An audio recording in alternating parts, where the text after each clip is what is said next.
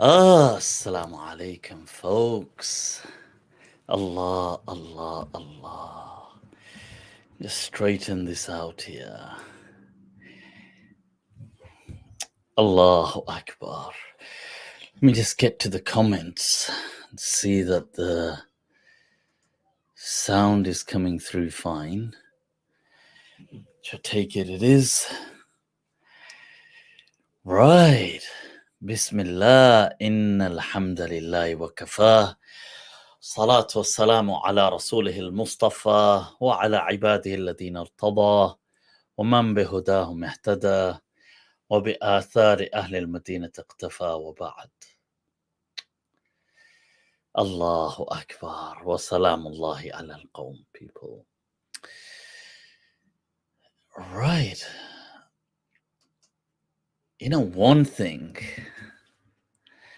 is that there are right, I see what's going on. You know, I wonder, you know, it's been possibly over 4 months now, has it been? Yeah, it's been over 4 months. This is into the 5th month. Haven't really done any live streams, and I thought, yeah, it's been too long. We need to get back into things. There is a barakah, there is a khair and a goodness. And as I'm setting this up today, you know, there's so many things. You leave something for just months. You know, you leave it for just months. And it's like everything it all becomes a stranger again. You know, where is this cable? Oh, I forgot that there used to be a cable that would connect this to this. And then I'm setting it up and I'm like, well, oh, of course, there was and you know, it's gone over an hour. I'm trying to take out a cable. I'm trying to find the Allahu Akbar. You know, in many ways, that is a metaphor for life, really. You know, you leave something for a little while, and then it becomes a stranger. Kya baat hai, huh? Kya baat hai.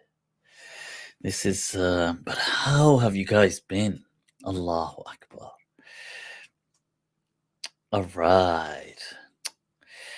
Shukran, Rahizi. Allah bless you. Look at this, yaar. Koi dari shari kuch kiya hi nahi hai. I thought I wanted to come and just speak to you guys. It's been so long, and I want to, from next week, get on to something more productive and constructive, something that leads, it builds up it. And I'd like to, inshallah, God willing, from next week to begin a tafsir.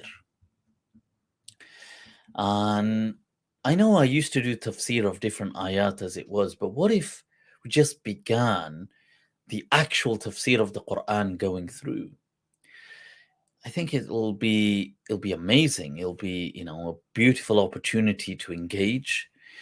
I'm hoping to take, if I can, 4 pages of the Quran each time. I'm in 2 minds whether 4 or 5.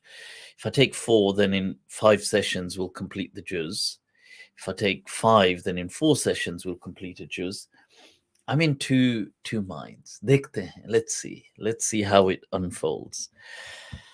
But yeah, so people, it's been, what can I say, man? It's been one hell of a ride, honestly. You know, I've not really spoken to you guys since my mum passed, and I see this today as, new beginnings like that.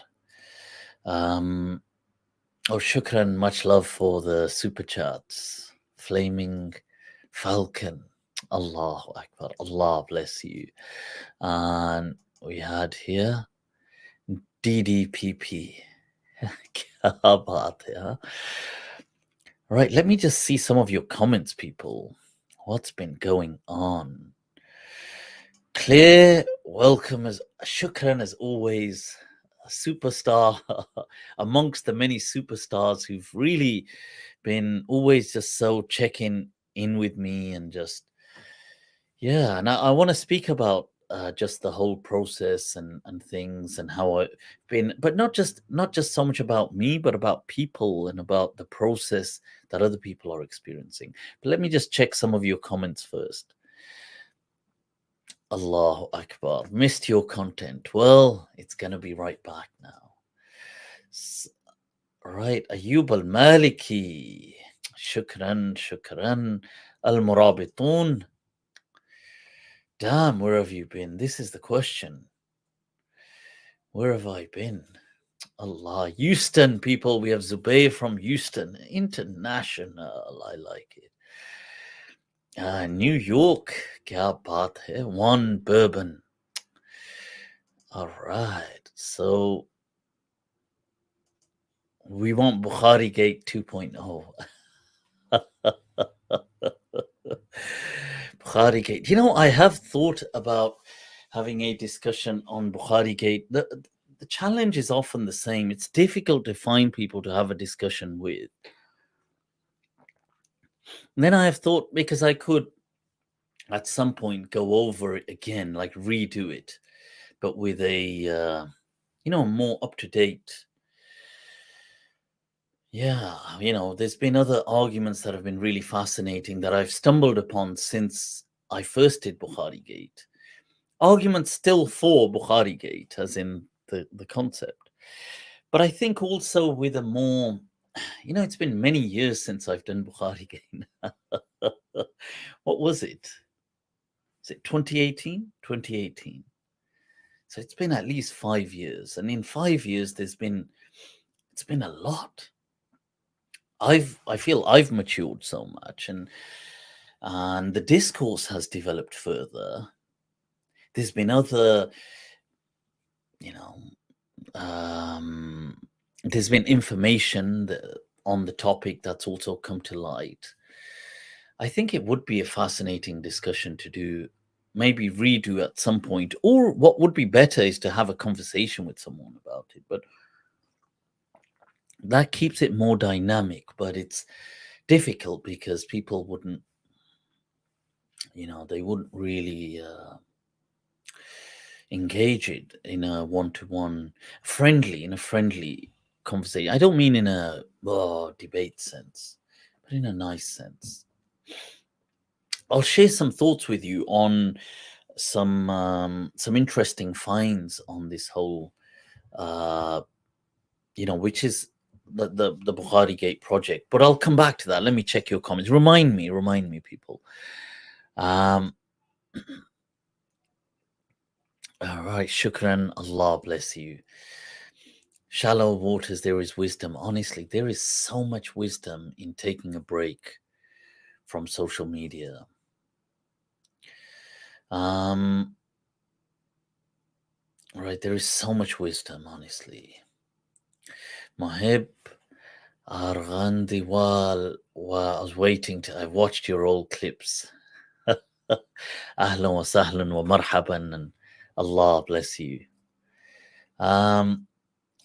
There's right, so I will. Are the things Mufti displays just messages from the live chat? Yep, they are offline. They are just chats, super chats as well. But yeah, Mufti Clad, I nominate Sheikh Asrar. Allah. I mean, it's not about one particular. We've got salam from Rotterdam. Ahlan wa sahlan, Umar. It's not about a particular. I would welcome anyone. They don't even really need to be a. They don't need to be somebody that's. The problem is we want too much drama. We want action. Action, जो मजा आता है to people, it's like, यार, there's that. What film is it where Anil Kapoor, where he says to the guy, he says, मगर जो और बिगड़ने में मजा है, वो सुधरने में कहाँ मिलेगा तुझे? To to just keep going down the rabbit hole. That the Jaska, the what's that? There's that kind of buzz. You won't get it by going straight. This is not nowadays. You got to be careful or watch your words, what they mean. But as in being on the tight, the tight and narrow. So people want drama. Somebody's saying, "Where's the masala? Look at this Mufti masala, please." यार I've ये सब कुछ छोड़ दिए हैं. I've left all of this. I feel like in these past few years, I feel like I've been through so many, like to me, these past, I don't know, like let's say 3-4 years, at least definitely 2-3 years.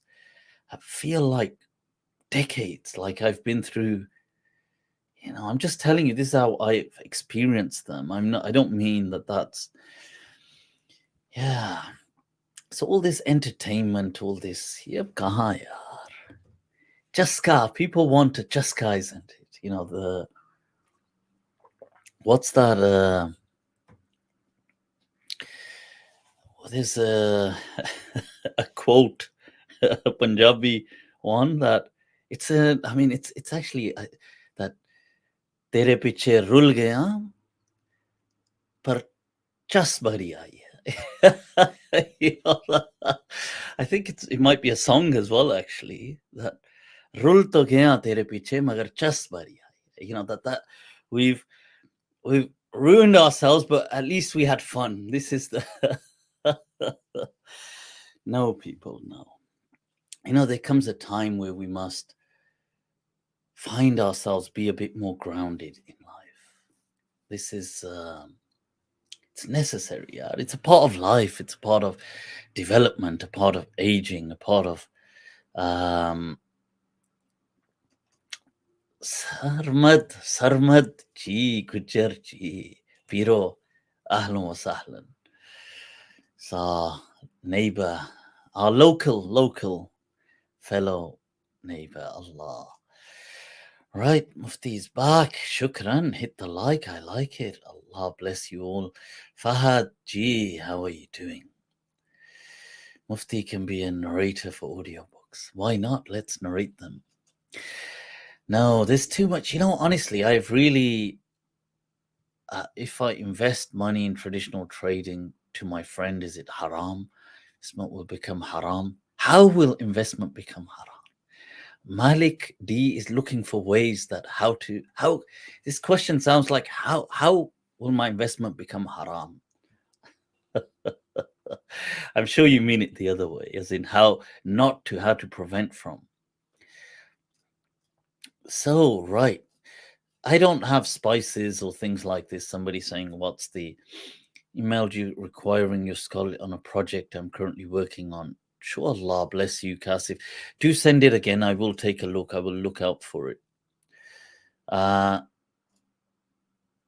Right now. So, people, yeah, it's been one hell of a journey. I just feel that the last few years there's been a lot. And I think it's amazing, how things unfold and where they go from where to where. And I was thinking the last time I took a 4-month break was following the incident. That was about now 2.5 years ago. And then I took about 4 months. And, and that time I found myself in the months that followed, that because of taking a break and focusing on myself and other things, and whilst practicing mindfulness, and now I found myself, on a plane of consciousness, in a state, in a vision, if you like. And these things can be done by And a similar different experience with when my mum was going through her cancer, that in the first one I underwent an actual ego death, an actual, where you,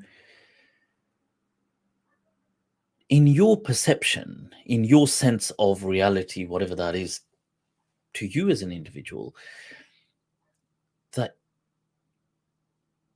you feel that you've undergone a death. Like in that moment, you know it to be death. And as real as, more real than this right now, what we are experiencing. And everything dissolved. And then to find yourself not in a state of body, but in a state of consciousness, but in the present before God.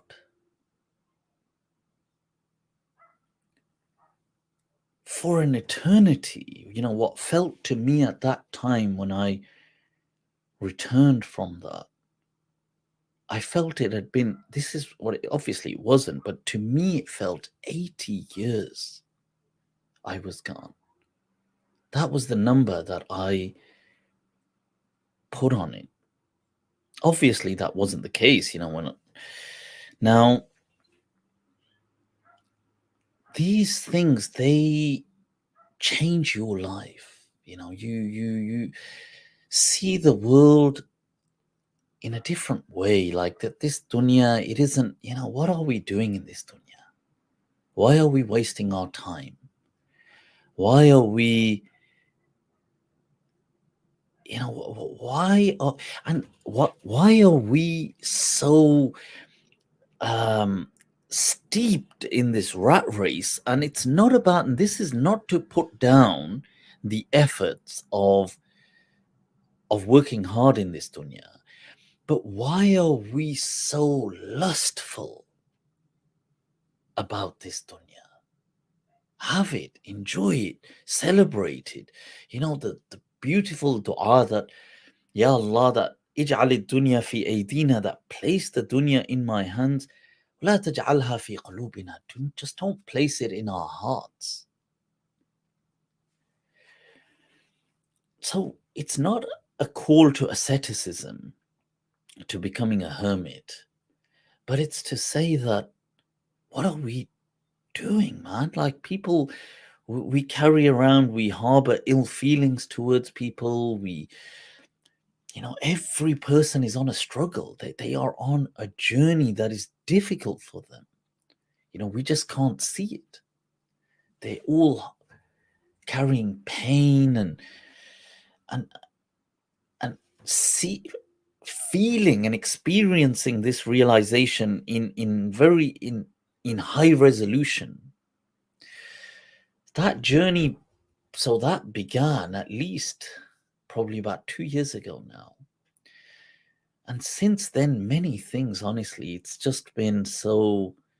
And I must say, somebody who I really has helped me, vicariously from a distance, I consider a sheikh to me, without even knowing it, has been Sheikh Suleiman Misbahi Saab. May Allah bless him. Just his lectures have really just, I don't know, they just boosted this humanity and this kind of love and this spirituality in me. And so that's what's been going on. And then, a lot of this, and then with my mum's thing, the cancer, which went on for the better part of a year, about 9 months, 10 months, the whole thing was, that in itself was so transformative. And it made me think that so many people are going through this kind of stuff. We just don't think about it. We don't realize, we don't take out time. Since my mum passed, at least 3, if not more, who are like good friends that I've known, a parent of theirs has had a terminal illness, most of whom cancer, but in some case maybe not cancer, but another.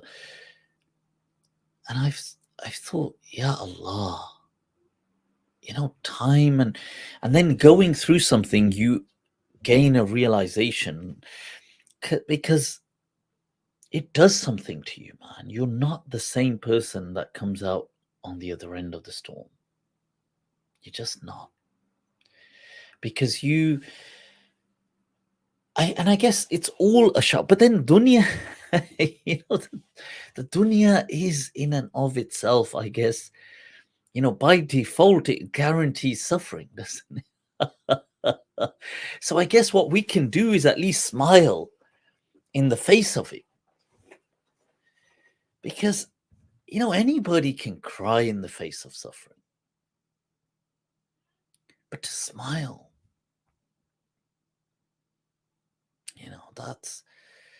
it's happening anyway. Why not? But it's, wow, it made me think, and it's tough for everyone. I think people, those who've lost somebody close to them in the first person that have experienced it, there's people who suddenly go, and that has its own trauma. That, but yesterday I was just speaking to them. And you could have just been speaking to somebody. A friend of mine, his good friend, who he would regularly see in the gym, wasn't even old. And he said, "Oh, I'll see you tomorrow." And he said, "Well, I won't be in tomorrow. I'll see you after the weekend." And next day, the guy dies. He goes to sleep, just doesn't wake up. Reasonably fit, healthy, youngish. Like, I think he may have just been, early 40s. That's not that old. So, and that has a trauma, the sudden side. And then there's the gradual, the attritional wear and tear. Watching somebody that you just cannot help apart from, and they just withering and breaking down gradually in slow motion. There's nothing you can do. It has such a character developing aspect to it that it's, only when you go through that, then you realize, wow, what other people are going through, really going through, not just because, it's like watching somebody drown and not be able to do anything. Just watch it. And you have to watch. It's like that. Ya Allah. And so, and one of the things I was speaking of, these visions, that even with I think about 5 months before my mum passed, on one of those, I had one of those visions, and these things, there's different ways to arrive at them. And there's a long tradition, and people will, there's different methods, whether it'll be people will meditate, mindfulness, self-hypnosis, whether they'll psychedelics, whether there'll be a trance, whether it'll be deep introspective journey going into that. There's different methods. But these visions, I had this vision because I think it may have been about 5-6 months before my mum passed.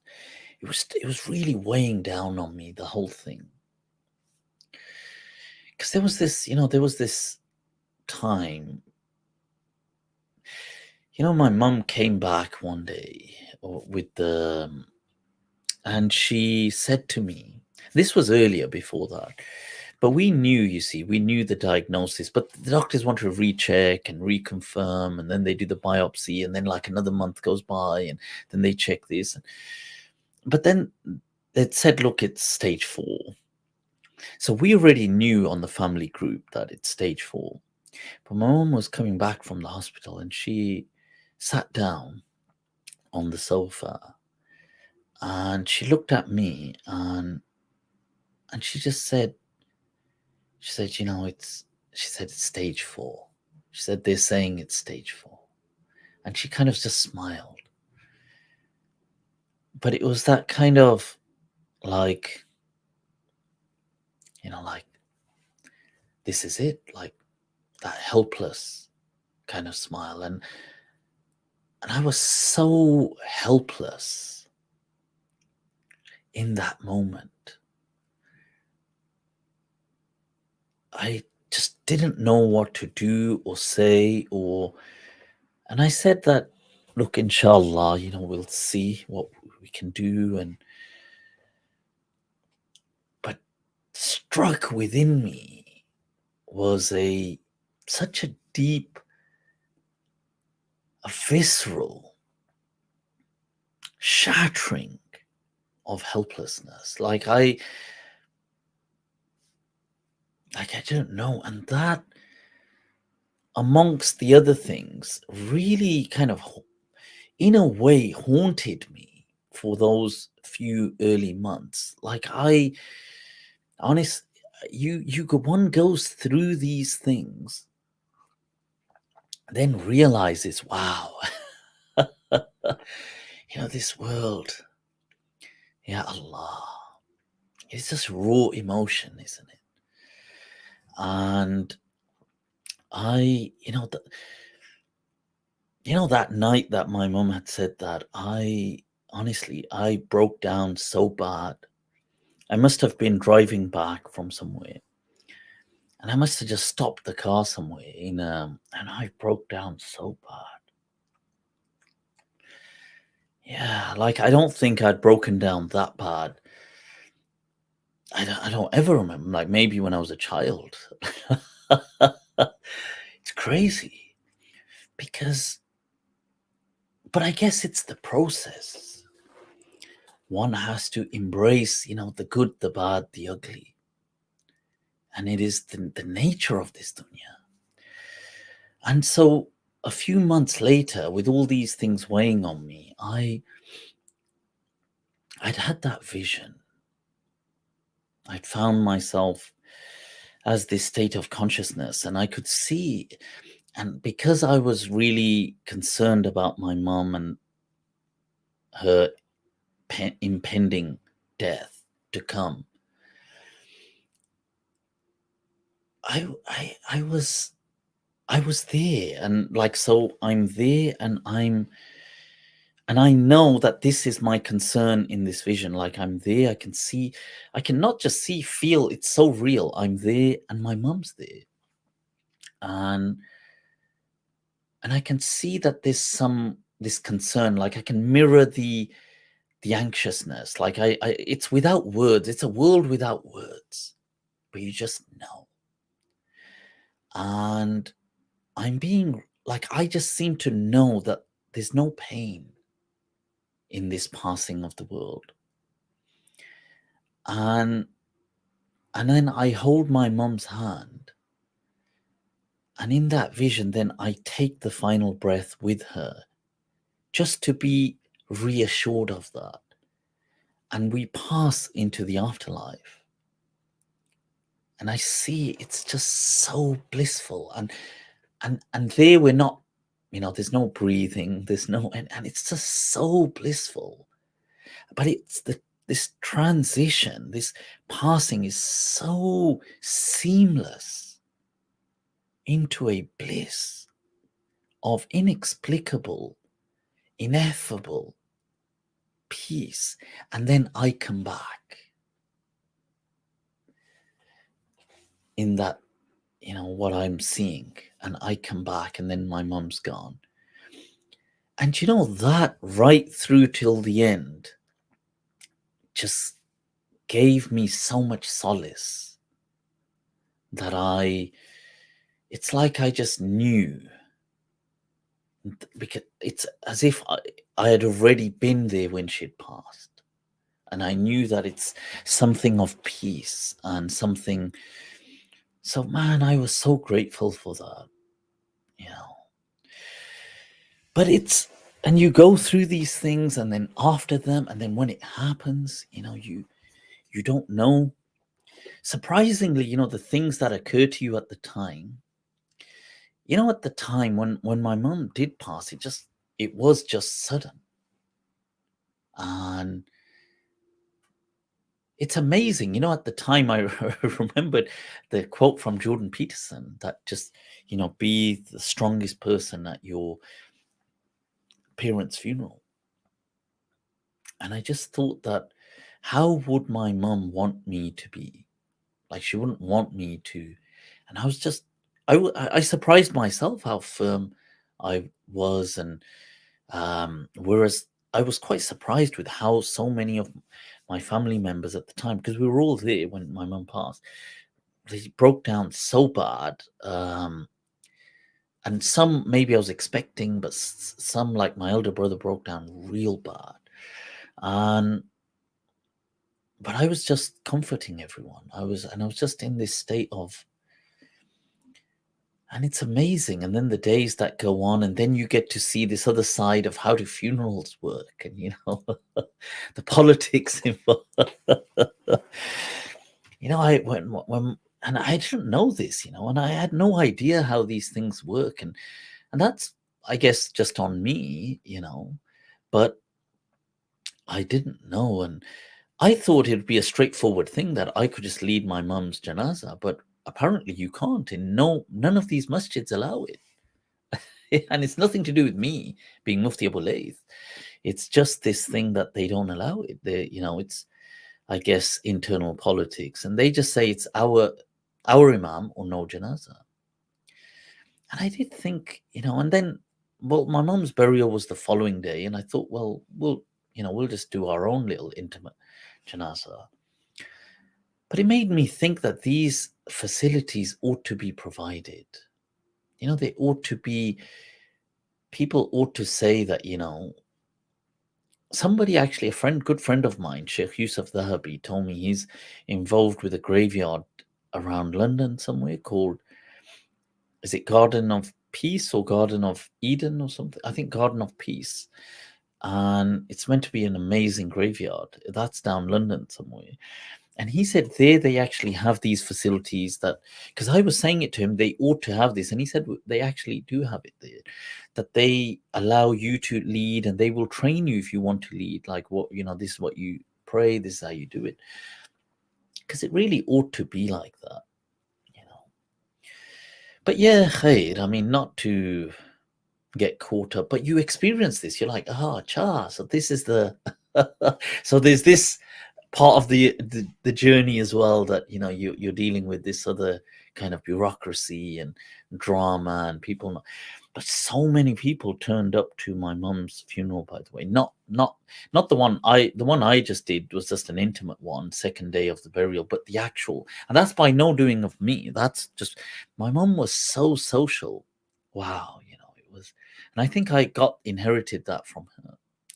But yeah, not to put this on a whole somber tone, but then the months since then, the healing, you know, what did help me is reading.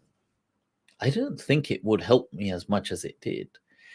I you know, I read a few books on grief, and some easy ones, like almost like with just pictures and quotes, and I read this one book, which I've still got a bit left of it, called The Year of Magical Thinking. The author, her name is Joanne Didion or something like this, but she writes so well. And she experiences grief, and because she's a writer, you can imagine they know how to capture the words. And as I was reading, I was thinking, I can, wow, like, you just verbalize something that I hadn't even verbalized yet. So these things are very helpful and awesome. And I think, yeah, these are things I would like to also help people on. But this has been the journey. So you can imagine that I'm, you know, and then there's just natural age. I'm not interested in this, people saying masala, entertainment, all this kind of drama. And I know there's been a lot going on social media. I see clips, refutations, rebuttals, exposes, scandals. There's been a lot going on in these past few months. But, it's like I see these things as, wow, like people are so preoccupied with this non-meaningful stuff. Yeah. So the book that one I read was called The Year of Magical Thinking. And she loses her husband whilst her daughter is also in intensive critical care, on the brink of passing away as well. So it's such a difficult time. And I think this woman, I don't really know who she was before this, but I think she's a person of like prestige, or I think because she clearly works with Hollywood or producers in the past, and she's not a nobody, but she's is an author. So I don't know whether she wrote scripts and things for producers, but she's very articulate. But it's just something about somebody's pain and you can relate to it. But khair, this has been going on, amidst other great things as well. I don't think it's been just all. It's this, there's somebody once said to me when I was leaving a particular job. He said to me that there are no endings, just new beginnings. And he was retiring himself, an English teacher. He reached an age of retirement. And it's so true that there are no endings, just new beginnings. And that's with all of us, wherever we are in life. So even this made me think that I want to do something constructive, but how about I begin a tafsir and we go through it on a weekly basis amidst other shows. And, I was thinking of also maybe just dedicating a once a month weekly meetup like I used to do before, but just a meetup. And, so people, it's just, it's less of me talking and just people and the mind traps, getting them back on. But there is also a new show I would like to release or get on the road really, and that is one where it's between me. I share it. I'm a co-host along with Sheikh Suleiman Van Al, and I'm really excited about that as well. I mean, hopefully, provided it still goes ahead, that would be something really cool as well. And I think really because he's such an amazing scholar, he has a background in tafsir. He's translated, I think, several volumes of Fakhruddin al-Razi's tafsir. And he's a very down to earth, spiritual, rational person as well. So it would be great to kind of co-host something with, and it'd be great to do something where I'm not just the only one. Just put it on someone else and be like, yeah, abab samhalo, you deal with this. But yeah, so this is what's been going on. Yeah, so shall I take a few questions? Monday nights with Mufti. Monday nights has been and gone. Yeah, that's the end of an era. They're still on YouTube. There are what, about 200 episodes of Monday nights with Mufti. I think that's gone done and dusted now. I think the tafsir thing will be interesting if I can get through 4 or 5 pages each time, but by making it, showing certain insights and how it's also relevant to us, that will be fascinating. I mean, there's many things I want to do. I guess we're always full of desires, to want to. हजारों ख्वाहिशें ऐसी कि हर ख्वाहिश बेदम निकले. बहुत निकले मेरे अरमान, लेकिन फिर भी कम निकले. Wow. Yeah, you know, I do want to get more stuff out there and get things moving. Um,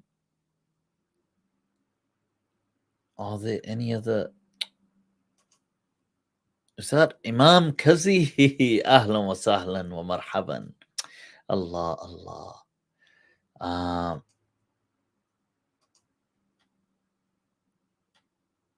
intuition, spirit. Yeah, you know, right. So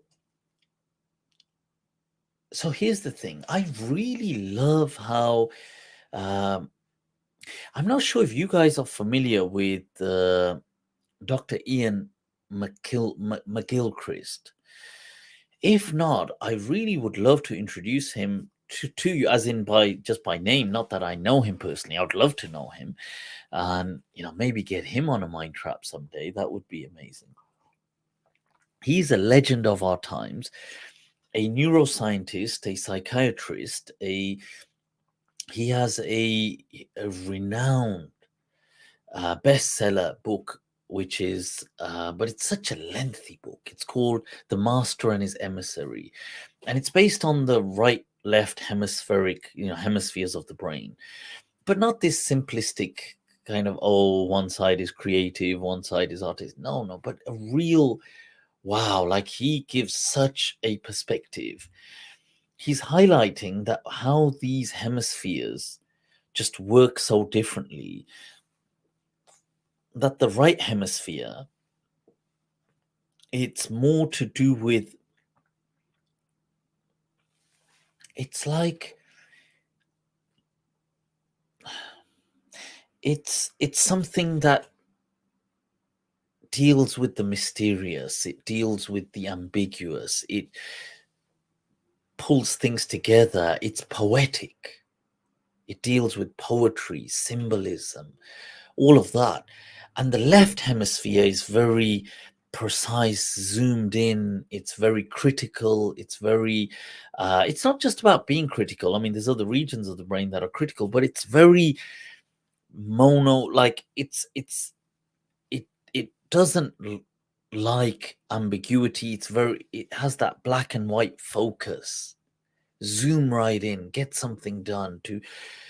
And he speaks about the importance, and I would just say watch his stuff. But the reason I was mentioning him, McGilchrist, is I love how he breaks it down that, you see, there are four sources of knowledge, and that is science, which is our observation of the world in the way, the kind of measurements and everything we do, and then there's reason, or the rationale, and then there's intuition, and then there's imagination. And it's by means of all of these four that we move forward. And I find myself really in awe of that. I am always a person of reason, and an avid admirer of the rational. But I am in awe of, the mystical, and yeah, and intuition and imagination, and all of these. I find myself at a stage in life where these things are just so wow. And I feel like, wow, they just add so much more to what I was first thinking. Yeah, so that's where I am. So somebody's saying that, was it well, I guess so. I think many people um right have. So somebody said you missed a Snapchat. Did I? Sticker? No, I don't think so. Mr. Super.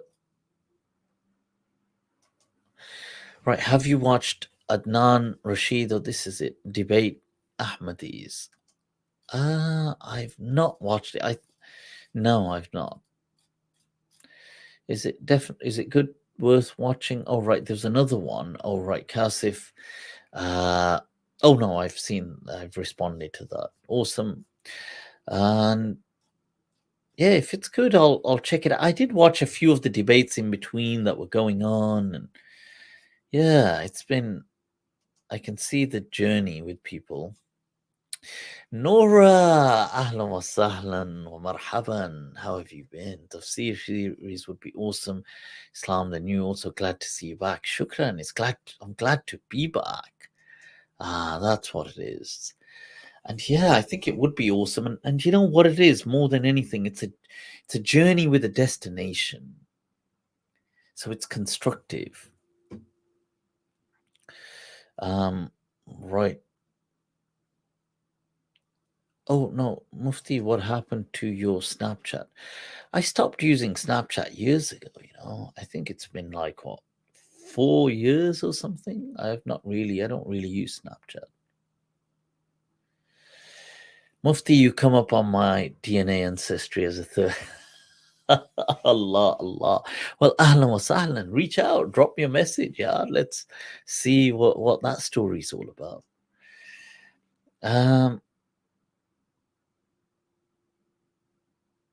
Right. Can I make a request for your next video topic? Sure, drop a request. I can't guarantee it'll happen, but yeah. Have you seen Vivek? John Vivek? He is so epic as well. Discussion on theories of everything. No, I've not seen that. I'm going to look out for that one. That will be a real delight, yeah, to watch. So, yeah. So, what else has been going on, people? Shall I share the link and let people? I'm broke, by the way. Is there any way I can talk to you? I'm broke. Broke people, Abiyar. Why should we all waste our time with broke? No, I'm joking. I'm joking. You can always reach out. I'll share a link now. You can come on right now. How's that? Doesn't get any more immediate and imminent than that. Right. So when you starting uploading again? Yeah, I want to start uploading. Inshallah, let's do these. Let's get things out there. It's just been, yeah, sometimes I think it's important to just, even the whole YouTube channel, I won't, how it's been for the past several months has been like, I've just been, let it go, let it all go. I've been in it's been almost renunciating. I don't, but then this is why I said it's important sometimes to just let things go and then just come back and pick things up. You need a break. Yeah. Right. Okay. Broke people break people. Amy, you dude. Should I have I'm going to share the link, but should I set up like a class system that the middle class ones get in first and then the working class and then the broke? No, that's, you see, this is the bad humor that's still there. Right, so let me share this. Metaphic, a retardation of an idea that shows what people are being taught properly. So,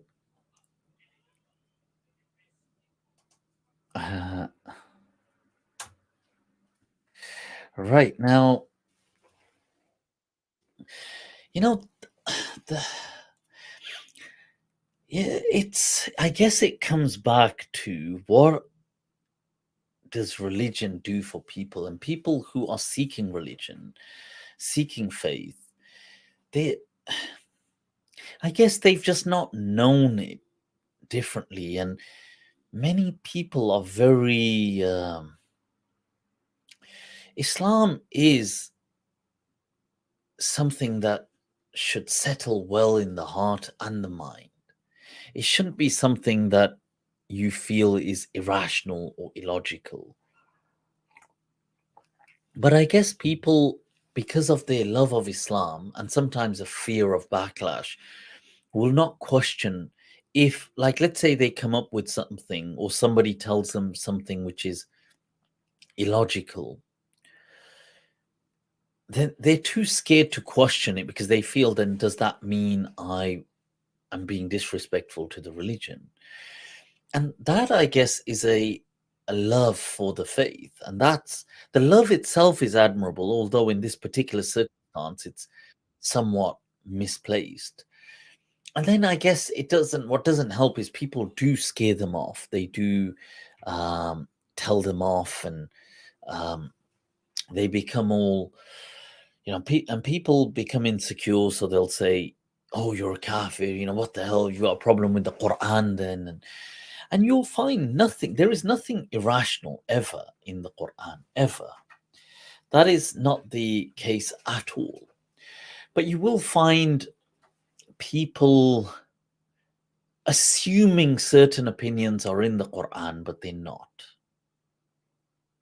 So that's another fascinating point. Yeah, it's it's okay to, if you come across something in the faith, and if it doesn't settle well with you, or you don't understand it, or it doesn't make sense, then you see, it is okay to suspend that thing, whatever it is, because you think, look, to me, Allah always tells us to use our reason and make sense of things. So because I don't understand this, like to me, it doesn't make sense that Allah and His Messenger would ever say something like this. So sure, I'm going to seek out knowledge and ask about it. But till then, this sounds not right. It doesn't settle. The hadith said that, that the piety, sorry, the acts which are wanted from us are something that settle with the heart. And if this doesn't settle, then I'm just an al-ithm. And that which is actually a sin is which ma haka fi nafsik, or fi qalbik, what makes your heart and soul unsettled. So you can pause these things, whatever it is, and just leave them in a suspended state. That, look, I can't, because the way I understand Islam is that it wouldn't ask us to do this. And that's fine. You can do that. And meanwhile, you can try to learn or ask some ulama about it. And you don't need to then go and act on that thing. This mas'ala, that if somebody, for example, gave you a certain hadith, but it didn't settle with you, you didn't have a. Often you will find that there is a debate in that related to that hadith anyway. Often find this. So let's say, for example, somebody said to you that you should drink camel urine. Here it is that you're not feeling, drink some camel urine, and you said, well, what? Why would I drink camel urine? And they said, well, there's a hadith. You should drink it. It's going to make you better. Now, this doesn't settle with you because your understanding of Islam is Islam that, Allah yuhillu lakum at-tayyibat. He only makes good things halal, or yuharrimu alaykum al-khaba'ith, things that are foul, or you find He makes them haram for you. And the thought of urine itself is something foul. So you're thinking, well, this doesn't settle with me. Like, people don't do things. We don't do things. And Islam is always telling us to be clean and be pure, and at-taharatu shatrul iman. And this is, that cleanliness is, or nisful iman is half of iman in some narrations, or a portion, faith is built on this, and it doesn't make any sense. And so I'm not going to do this. No, I cannot accept that. That is fine. You are allowed to do that. You're allowed to say, no, this doesn't settle with me, because, and then meanwhile, you can seek knowledge on it, and you'll actually realize that many people have not accepted things like this. And even though that narration is in Bukhari, but there's two in Bukhari by the same narrator, and the second one doesn't, the same hadith, but the second one doesn't say urine, it says milk. So you see, that makes a lot more sense then. You're thinking, okay, this makes a lot of sense to me. And camel milk is so beneficial. I've actually, on random note, in this tea, I actually poured some camel milk. And it's so healthy. On a side note, it's very fascinating some of the research linked with um, combating or um, dealing with, or I would even say attempting to mitigate or heal autism at a young age with camel milk. It's very fascinating research. Go on to watch these things, Google the kind of articles, and watch YouTube breakdowns of it. That I think in children under 10, so the younger the child, as long as the child is young, it's shown significant, in many cases, it's shown significant healing. And now you'd assume that autism is not something one can heal from. It's a lifelong condition. But you see, we're learning these things, because now there's other research to show, well, even bipolar and other things could maybe be healed from using a diet, like using a pure meat beef diet, or the a ketogenic diet, or other kind of diets. You can watch the research on it. They're showing significant, and this is all very new. This in the last, very fresh, like we're talking maybe last 1 to 2 years at most, this research. So sorry, that's to do with the mental health conditions. But the other, autism, I think that's been going on for several years in camel milk. So, but that's an example where somebody's shown a hadith and they don't accept it, because they say, well, and you're allowed to, because you're not doing this from an arrogance. You see, you're not doing this, oh, I don't want to hear what the Prophet said, astaghfirullah. You're doing this from a love for the Prophet and from a love for Islam and the Quran. That, this is not what the Prophet and the Quran and Islam has taught me, or the spirit of it. Because what happens when you practice a faith, you don't, you kind of embody almost a spirit. I love how, there's an explanation by Jordan Peterson where he's speaking about how, as you grow up, or even as a child, um, you act out the father. And he says, and when children act out the father, they're not just mimicking the father. They're not just saying, well, oh, he did this, so I'm just enacting what he did.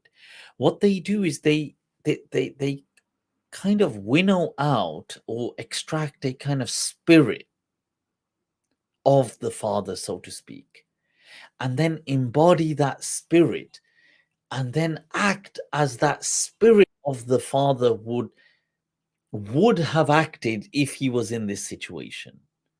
So that's the same kind of thing happening with faith, that we act, we learn and practice faith, and we embody a kind of spirit of it, and then that spirit gels or disharmonizes. It harmonizes or disharmonizes with certain things, and then we think, well, this doesn't gel well. So that's how it often would work. Right. What's going on here? Carnivore diet, yeah, because it's high in antioxidants. Sure. Hey, Mufti, have okay. User in timeout. There you go. Somebody offering their own milk on here, and you see, Abish haram karo. Have some haya. Right, so I've put them in timeout. Right now, Shuraim, shukran, Allah bless you. MashaAllah, what a solid name, huh? Shuraim, Sheikh Shuraim. Allah. Right, let's got some people. Avoid touching the military too deep. The military. The military. What's the military? As in actually joining the army? Is that the topic, or to needs to? Right. Okay. So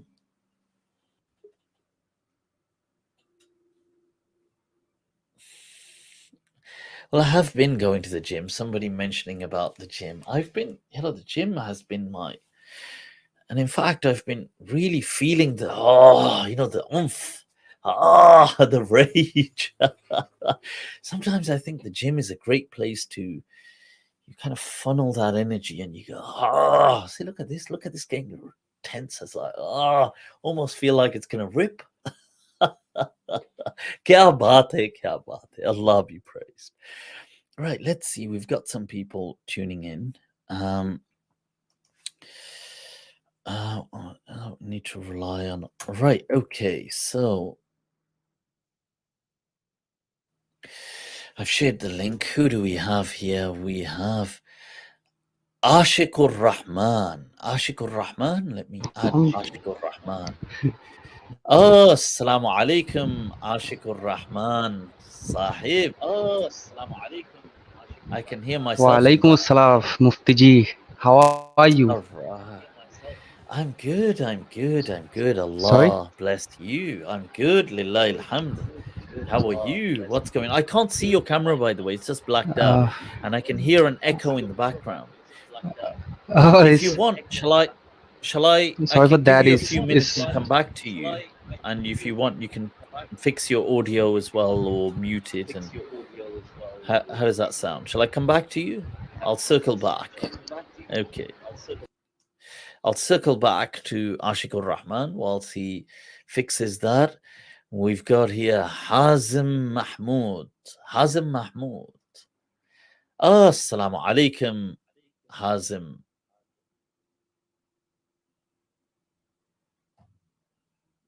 Hello? I can't hear any sound. Or is that because have I muted something? Or is. Nope, I can't hear anything. Has this just got disconnected? 1 second. Let me check. Let me just do a quick. No, I just heard something right there. Oh no, I can hear. There it is. Look. Coming back. I was just about to check on my audio. Hello, let me just see. Testing. Nope, it's working. All right, Hazim. I can't hear you, so maybe your audio isn't connected. This is working because I could hear. Yep, I can hear something there. Yeah, it's at a distance now. okay. Yeah, I can hear you now, but it's at a distance. It's like very faint and low. Or do you want to fix it up? Shall I give you a few minutes and come back to you? Yep. Go on then. Fix it up. Right. Or in the words of Sheikh Asim Al Hakim, fix up. What did he say? He said you need to get your act. Allahu Akbar. Mind you, I saw a picture of Sheikh Asim Al Hakim. I think he coming out the gym or something. I was like, wow, he's looking in good shape. Kya baat hai yaar. Allah give everybody good health. Ameen. Right, so who do we have here? Lucy, ahlan wa sahlan, assalamu alaikum. You're Wa on mute, alaikum but you're assalam off. wa barakatuh, Mufti. I just needed to unmute myself. No problemas. Right, what is going on, Lucy? How are you? How have you been? Yeah, I've been fine, thanks. Yeah, I currently think I might have COVID at the moment. I've certainly had it the last few days. No way, damn. Yeah, shafakillah. Whoa, is it still as hard hitting, or is it now just like just a bit more like a flu, kind of average flu? I wonder, how is it now? Is it just, not that I'm wondering so dearly. I don't want to have it. Just in Luckily, case, you can't I'm like, catch I'm it wondering over so the hard and then I internet. catch it. Luckily, you can't catch it over the internet. Oh, lillahi alhamd. It explains why I look more red than usual, and it's not from blushing or that sort of stuff. It's not from Like, all the noor that I'm generating over here. This is it's all this noor, and it's the other, all the viewers. It's kind of creating healthy blood flow for them. This noor is Allahu Akbar. yeah. Otherwise, there's been, well, in the world of social media, Twitter's made it difficult to just block silly billies on the platform. So if there's somebody who's really annoying, winding you up on Twitter, you can block them from private messages, but you can't block them from the public platform. Okay, this is on Twitter. Is Twitter now called, what has Twitter changed it? The letter It's called X now. So they don't call it Twitter X anymore. They just call it X. Yeah, but it still uses the twitter.com domain. Oh, it is still twitter.com. Okay. Because why did Elon change it to X? It's just so random. Maybe he thinks X marks the spot. Maybe he's feeling like a pirate. Ah, look at that. Elon I was just is joking. a legend. I don't know. I don't know. You Elon never know. personally. He might be. I don't know him. If you did, that would be epic. It would be like, Lucy G, can you connect us with Elon Musk himself? Allahu Akbar. Just imagine that. So what else has been going? Any interesting research, Lucy? You're always reading interesting things. Anything interesting you'd like to share with the SpaceX? It's called SpaceX. That's probably another company that Elon Musk owns, so it's probably a different one. I'm trying to think. Well, as you were discussing autism and stuff earlier, how do I articulate it? I know people with autistic traits within my own family, and May Allah make things easy for everyone and for your family. And also, it's just like there's one psychology professor who was saying who is an autism expert and possibly has a PhD in the topic. His name is quite easy to remember, Simon Baron-Cohen. He's Ali G's cousin, just in case you... okay. Yeah, because I was going to say, why is that easy to remember? Of course. Yes, of course. Ali G, yep. Yeah, and his cousin did some research to suggest like people with autism are what's called high systemizers. So I've previously discussed with you Fazila has just shared right there I think that's the kids' names of Elon Musk, isn't it? Or is it just one child's name, or all his children together? Whoa, is it just one? I think it's one, isn't it? I don't know how he reads that. Do they just say XA12 come to the front? It's like I don't know how he would read it. Well, how does he read it though? Does he? You know what he should have done? He should have just put like an ayn and a bod in there and just like a qaf, just like put, and then just like a few Chinese characters. And said, that's his name. Just read it. It's like how right. Yeah. So somebody's put the name. They've listed how to read the name. May Waif. No way. You read that as May Waif. Is this read as May Waif? Wow. Okay. Either that or I've, they're just cracking joke. I mean, pranking us. You teasing me? All right. So what is? Yep. Right. And it's just like systemizing is a useful thing for things like mathematics, engineering, and computer science and coding. Right. Okay. Yeah, because there is a way. There's just a way how it's amazing how different people see the brain differently. Today I was watching, somebody sent me a YouTube clip, a neuroanalysis. So this, I think she's some kind of neuroscientist or some psychologist or some woman. I'm not sure who she is, but she's doing a breakdown and a kind of neuroanalytical breakdown of what's that guy's name? He's a freestyle rapper. He's a YouTube freestyle rapper. People seem to know who he was. Is his name Harry something? Anyone know from the comments? Let me see. because it was being discussed on this group. So I think, is it Harry something, or am I mixing the names up? Wait there, let me just see. And right, brain Harry Mack. That's it. So Harry Mack, and so he's interacting with, let's say, random people, and he says, well, just give me a word, give me a word, give me a word, give me a word, and then he'll start just freestyling rap, but he won't just use the words.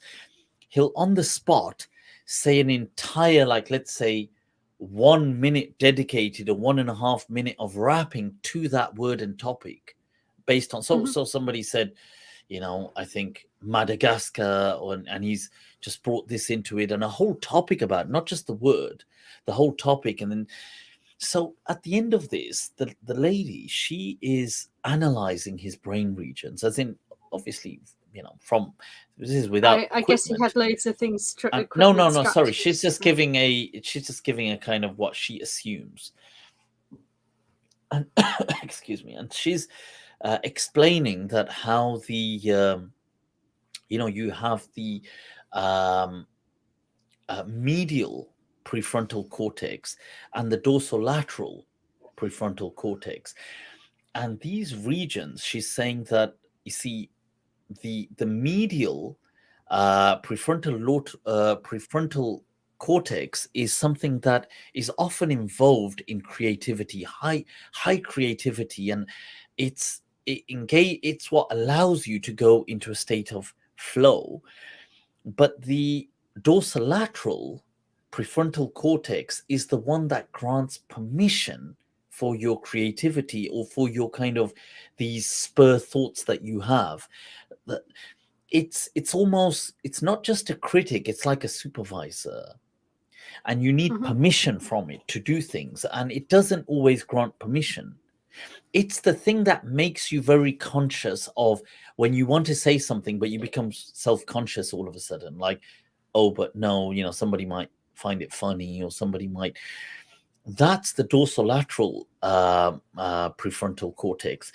And she mentioned that there were studies on people who freestyle rap and other creative people, that what happens is when for these people, very easily, their dorsolateral prefrontal cortex can shut down quite easily for them, as in the activity is reduced in that region, therefore allowing just the medial prefrontal cortex to just be very active, and thereby allowing the individual to be in a constant state of flow.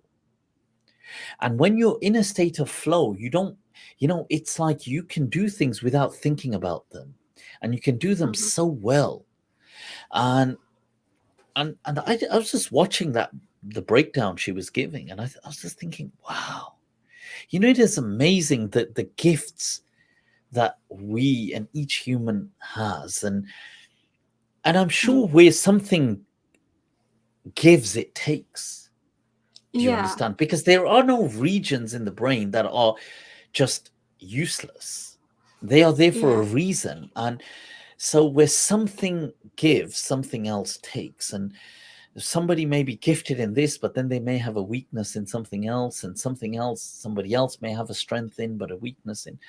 And I think that's, Yeah,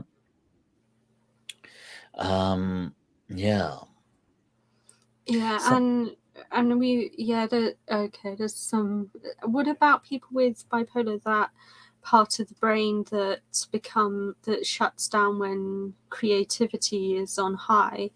Does that get shut down during manic episodes, or do you not know all the details? Or no, I wouldn't know, to be honest. You'd have to look up that, for example, bipolar and the state of flow, for example, how is that impacted in people with bipolar conditions. But what is interesting is recently what I was reading about what was deemed impossible just Mhm. only in recent years, that how a diet is now showing that changing your diet lifestyle now shows that it may, you see, reverse bipolarity. That and this was deemed impossible and an absurdity. Just just in the last few years, it was just seen. It was like diabetes. You've got a condition, you can just manage it. You can't Mhm. undo it.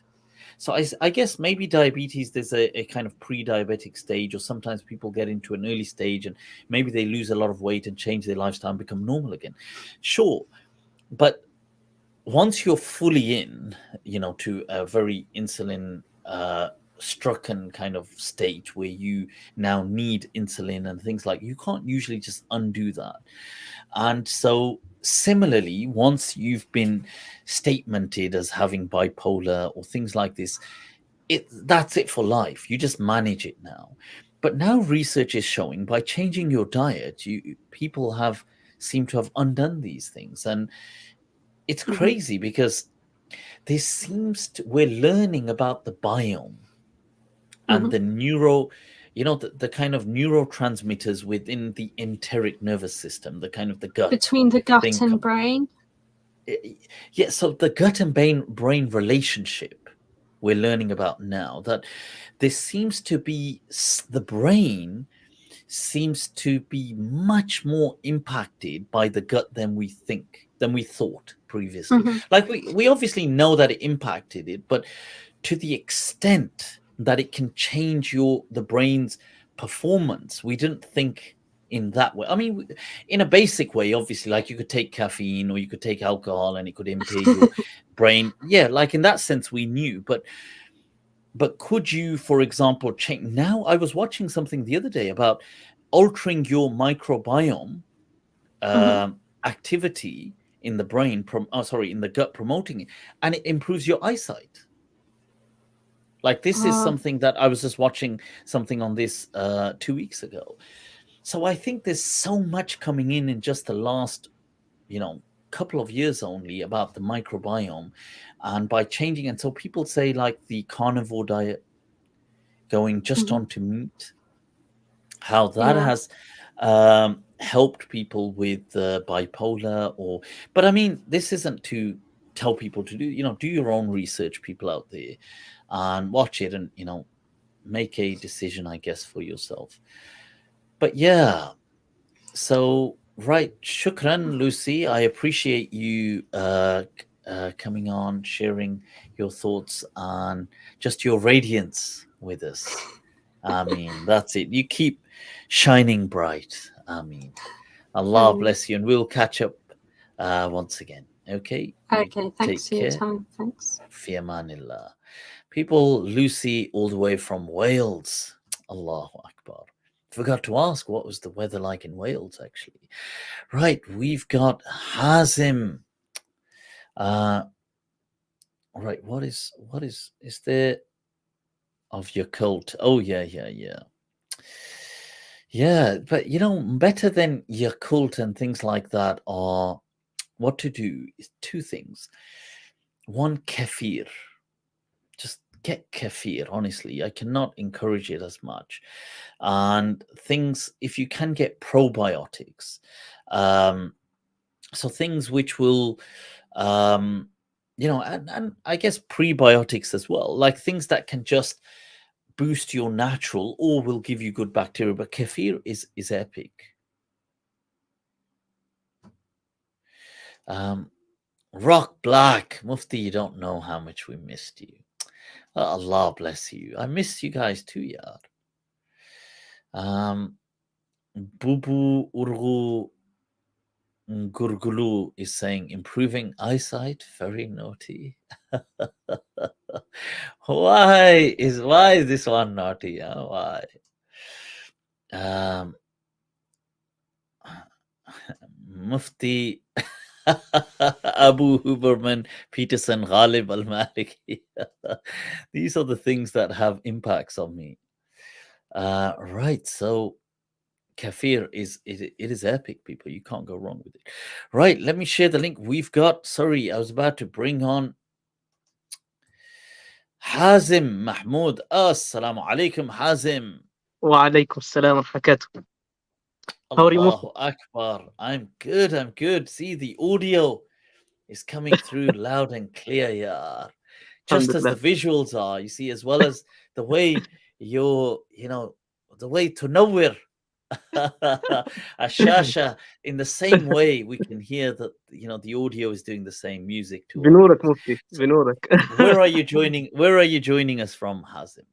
Egypt. Allahu Akbar. How is Qahira or a different Qahira, city?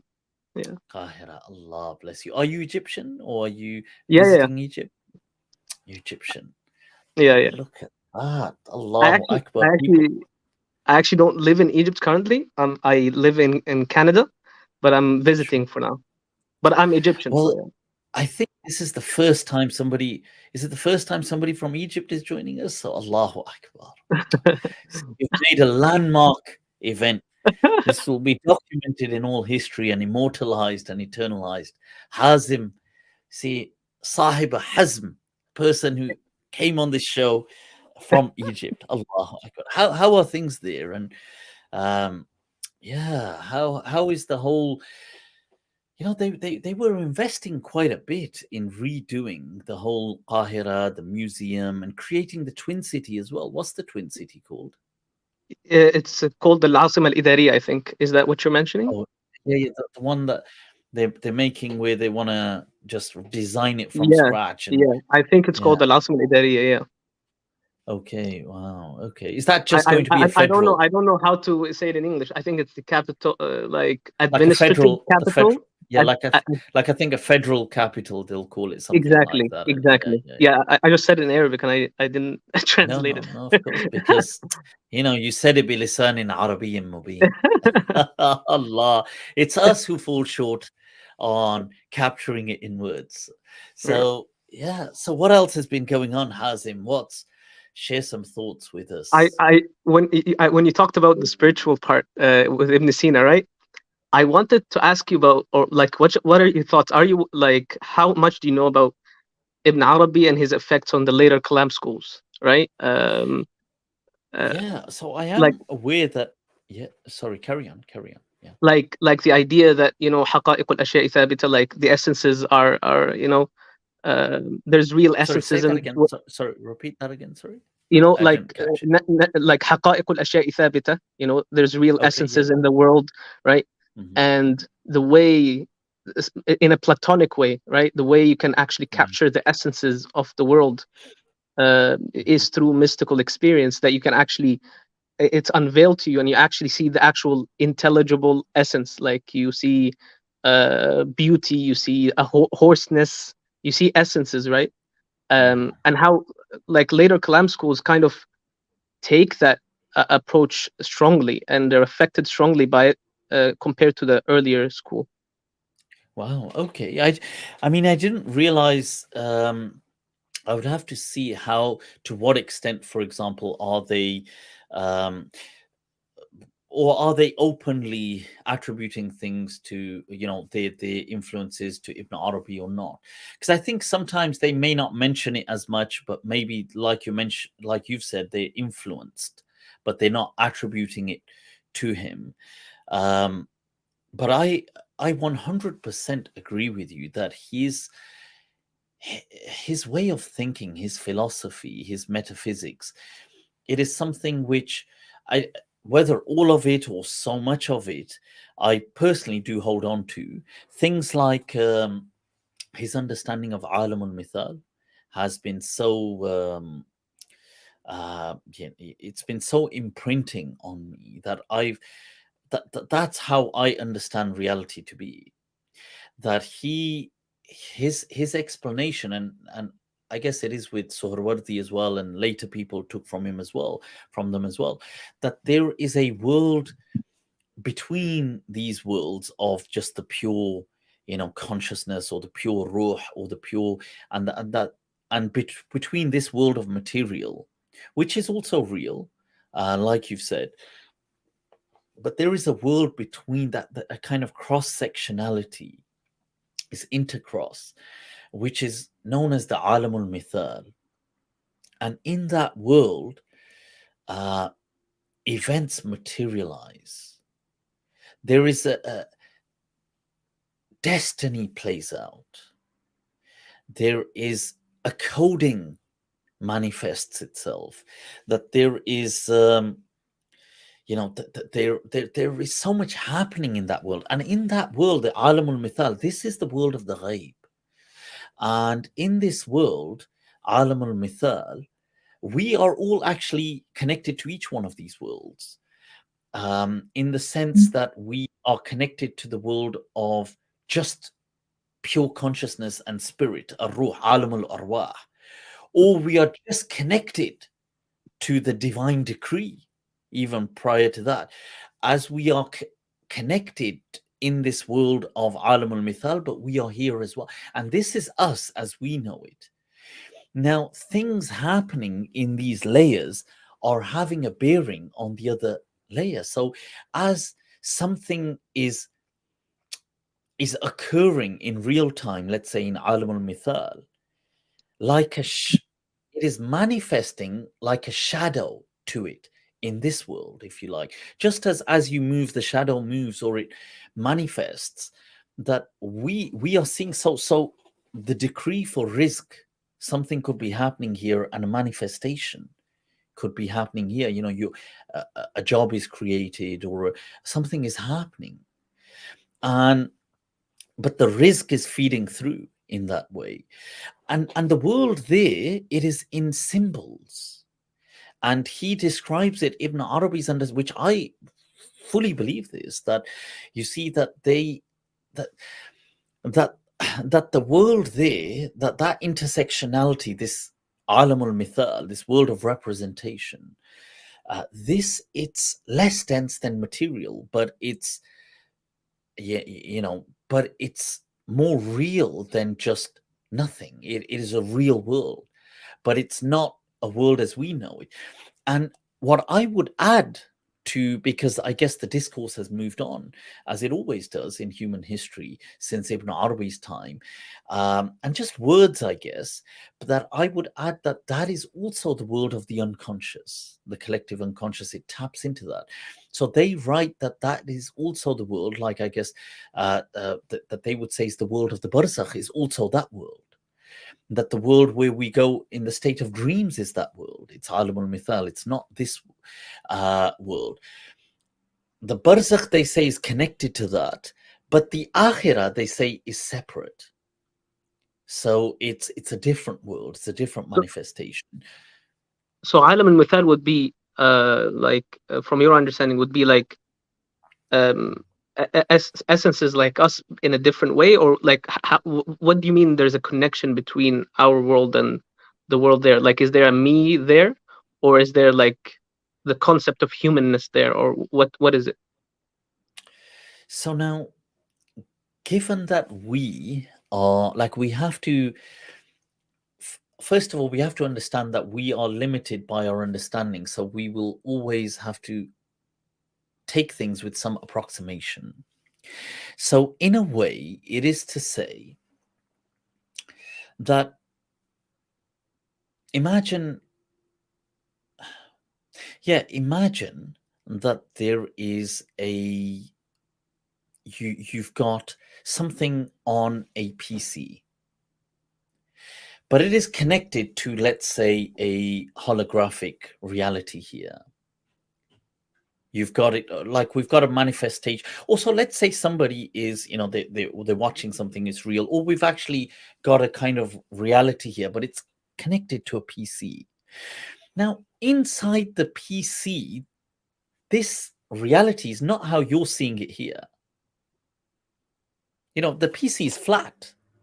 You're seeing like a chair and a table, but this is flat. Like if I'm watching, now we don't watch DVDs, let's say, but let's say I was watching, just to give the example of a DVD, the DVD is just flat.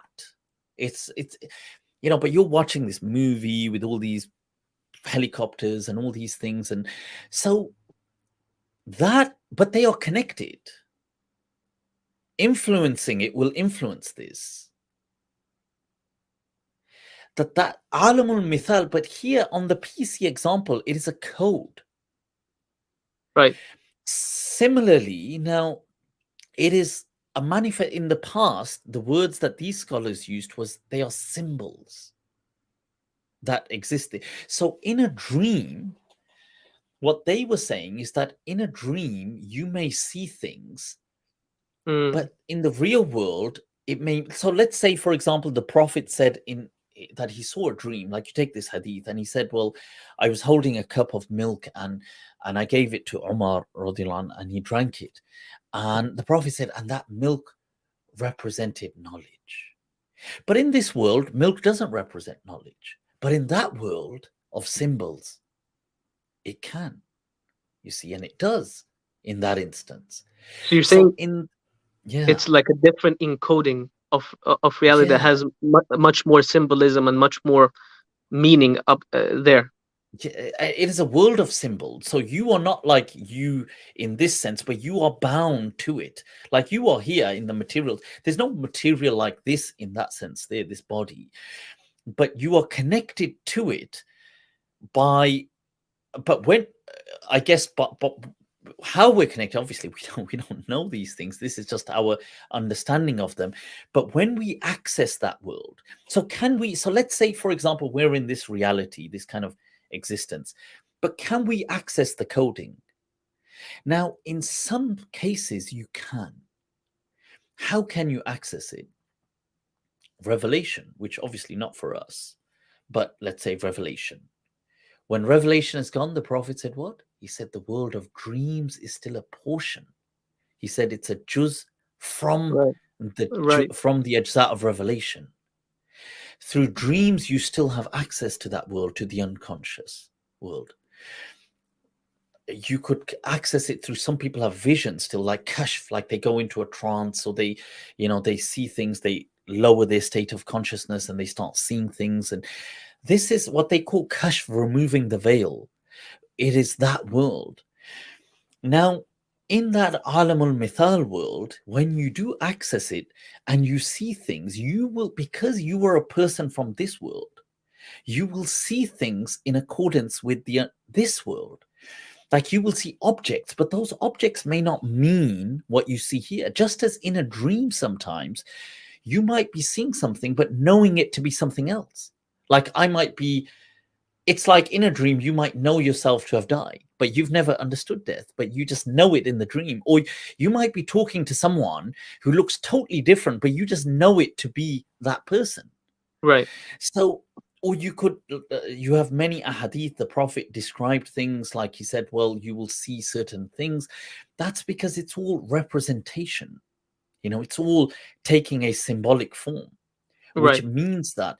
And in a dream, in this alamul mithal, these scholars like Ibn Arabi, Shah Waliullah Dahlawi, all these people write, you see, you can have, there may be you may within you, and you're not trying to do this, but it may happen in any case. You may have some kind of realization of God, but God hasn't described, like, so for example, you might in a dream see God in a particular way. You might have this, like this light or this, but that's okay. In this realm, in this imaginal world, they call it in English the imaginal realm, this alam al-mithal. It is just a symbolic representation. It's not the real representation. So the hadith said, I remember there was a hadith where the Prophet says that I saw my Lord as a young boy. Ra'aytu Rabbi ka ghulam. I saw my Lord as this young, beautiful, this handsome man, this young man. And these ulama like Ibn Arabi and all these write that is perfectly fine in that alamul mithal sense. You see, it's not really and this is how they describe, by the way, and the theologians kind of missed it. You spoke of kalam.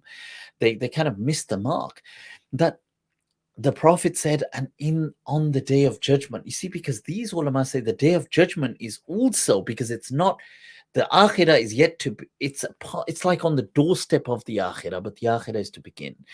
So they say the day of judgment is part of the barzakh, which is part of this world, alam al-mithal. So they say, and the hadith, that you will see your Lord as you see it, like this bright moon. You know, the way you see this moon. And whether you see it as the moon or the way you see this moon, or the Lord will come to you, you know, it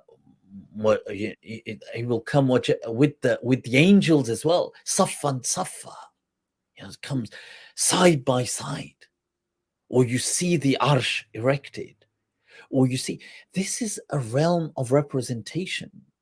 There it is absolutely fine to see anything as it appears to you. It does not mean that it's true. You know, the haqiqatul mujarrada is like that. It doesn't mean that's like that. In this sense, it's yes. So the hadith said, you will see those who would do adhan will have long necks. This is on the day of judgment, because it's part of the mahshar, is part of the barzakh, part of this. That it's not that they will be somehow almost like disfigured, you know, like or really long giraffe necks, but it can be like that because it's a symbol, it's symbolic. So I love the way that people they explain this. To me, it's so coherent. It's still within reason. It's still it's mystical at the same time. It's imaginative. It's rash. Everything ties together. You know, So there's no inconsistency. do you believe that you can actually gain knowledge through the mystical unveiling they claim to have? Of course you can. received? Of course you can. That you can. You see that. I was mentioning this earlier today, that the 4 ways of gaining knowledge, and you know, Dr. Ian McGilchrist he speaks about this as well passionately, that you do have science, the roots of science and empirical data and all of that, and you have the rationale, and you know, I guess these two together could make reason, but you have intuition. And you have imagination. And imagination is interesting because Ibn Arabi speaks about creative imagination is what will gain you access to the alam al-mithal. You see, because khayal, if you think about it, khayal to a point is part of your day-to-day.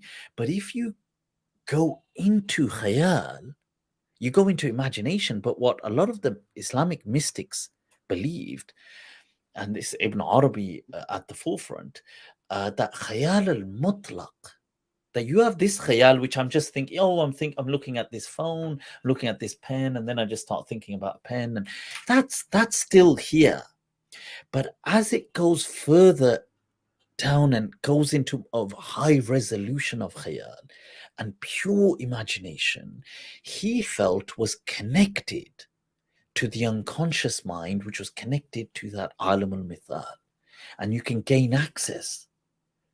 Just as you can through a dream, you can gain it through what he called creative imagination. And by the way, Jung took from this, you know, Jung has this active imagination to get into a trance state, which is linked to the works of Ibn Arabi and creative imagination.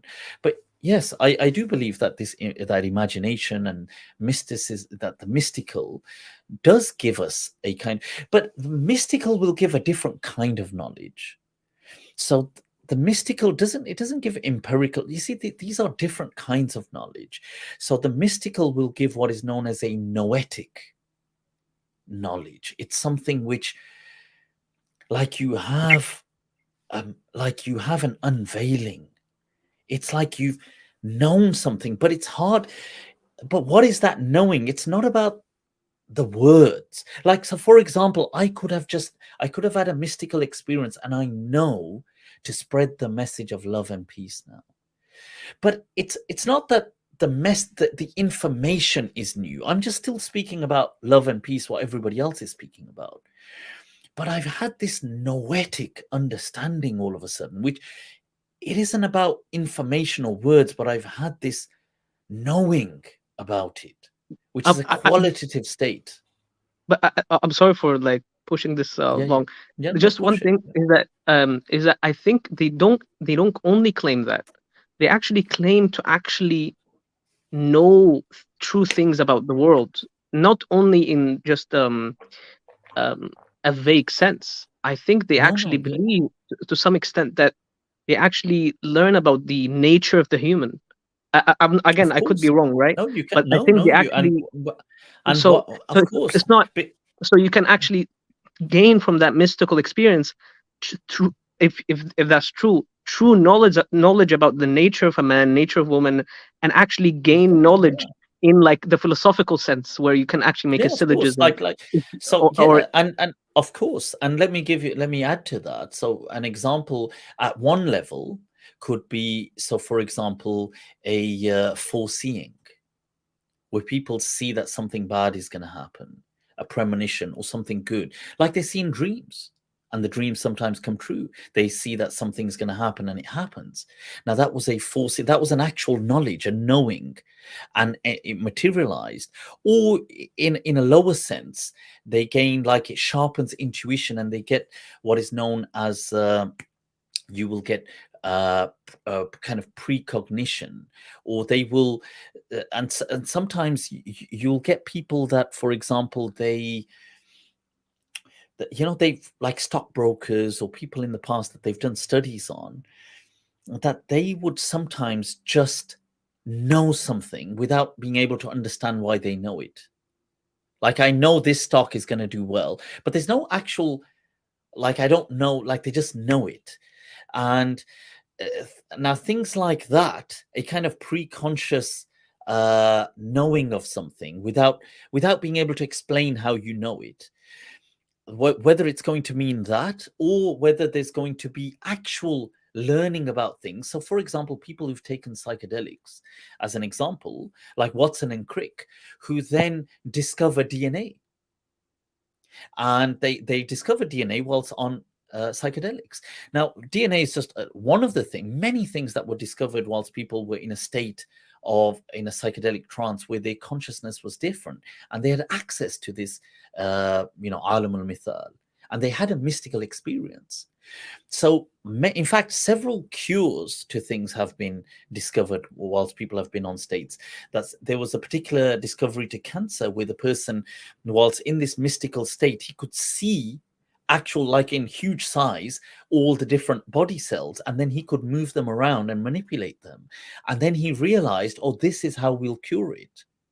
I've forgotten the name of that particular, but there's been several breakthroughs. Sometimes it's not just like that. It's that this is a very helpful kind of knowledge learning, where people have brought it back and then implemented it. But sometimes it's a different, like, it could be a learning of, like you mentioned, general things in life. Or so, yes, I feel that, look, humans are on a journey of learning, and it is undeniable that we take our knowing from so many different forms, even if we're not so sure about it. But we do take it from so many forms that we probably don't know. Because, look, check this out: the majority of our processes within our mind are unconscious. Like, if some have argued 99% are unconscious. If the majority of us is acting or is being processed in unconscious ways that we don't have privy, we don't have access to our unconscious mind. See, this is the thing: we don't even know what it is. So if it is, according to this understanding, it is connected. It is connected to this realm, and we are. And it would explain how we sometimes just arrive at knowing something without being able to understand how we knew it. right. You just, yeah. So I'm, I find myself more and more in line with embracing this kind of being, this kind of this mystique and the mystical, but it's not in an, I don't feel any of this is irrational. I just feel it's at a different stage of understanding. Right. I don't feel it clashes with reason or the rationale. But Right. yeah.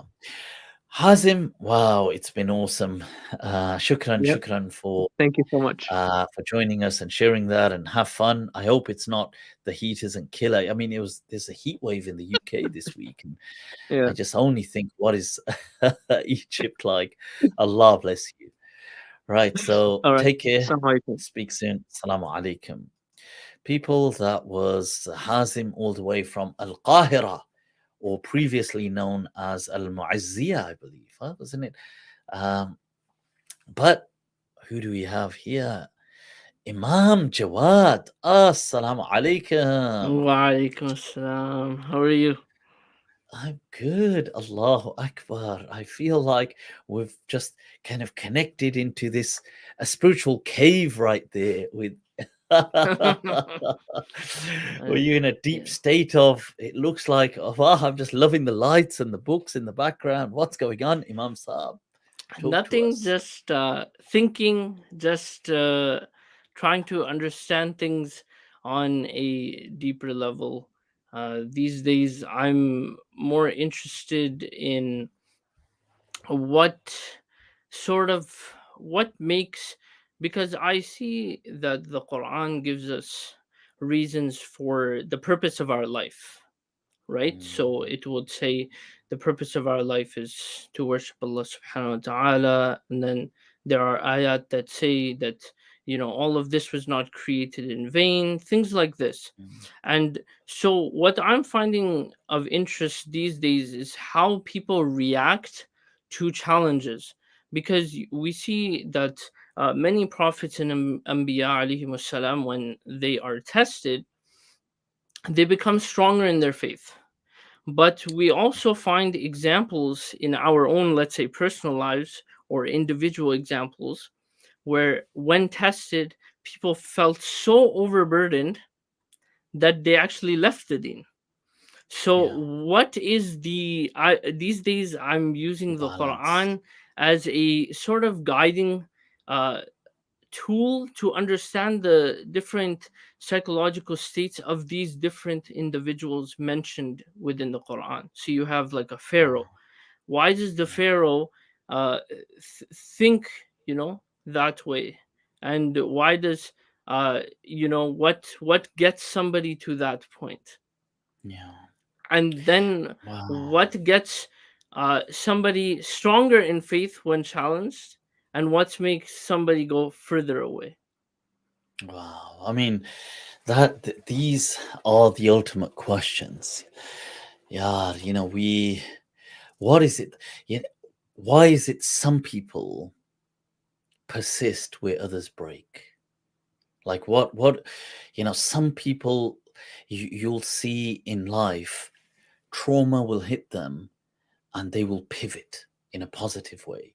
Like I mean, it will, let's say this is a cluster of people and trauma's hit them all. Now, everybody, when they've been hit with it, that's exactly what they've been done. They've been hit.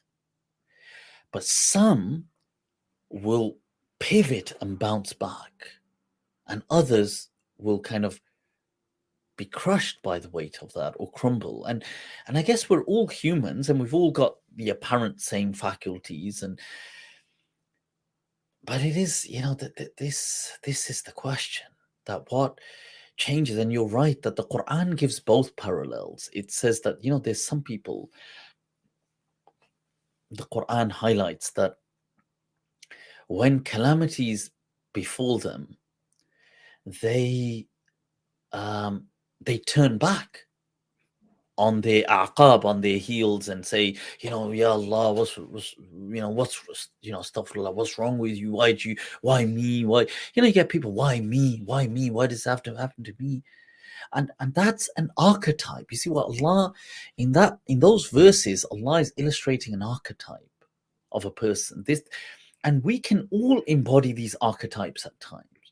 These are not, we don't have to make them fixed to our personalities, but we all probably have at some point in life, whether when we were a child or growing up, maybe as adult, we've embodied that archetype. This kind of like, throw a tantrum, when things, whoa, why me? What the heck? Why do I need to? And then Allah mentions another archetype, That is, that when calamity befalls them, they turn to Allah. And they yazdaduna, that the iman, it becomes more stronger in nature, and they think that, that this too shall pass. Allahu Akbar, I'm going to see how, it's not like I've been handling things up until now. Allah's been doing, it's going to be interesting to see how Allah solves this as well, and what manifests and unfolds for me. Now, it is true that, and I think we as humans, we journey through all these archetypes in a way, but sometimes we're just stuck on one, and we need, and I think this thing is contagious. And this is why the prophets,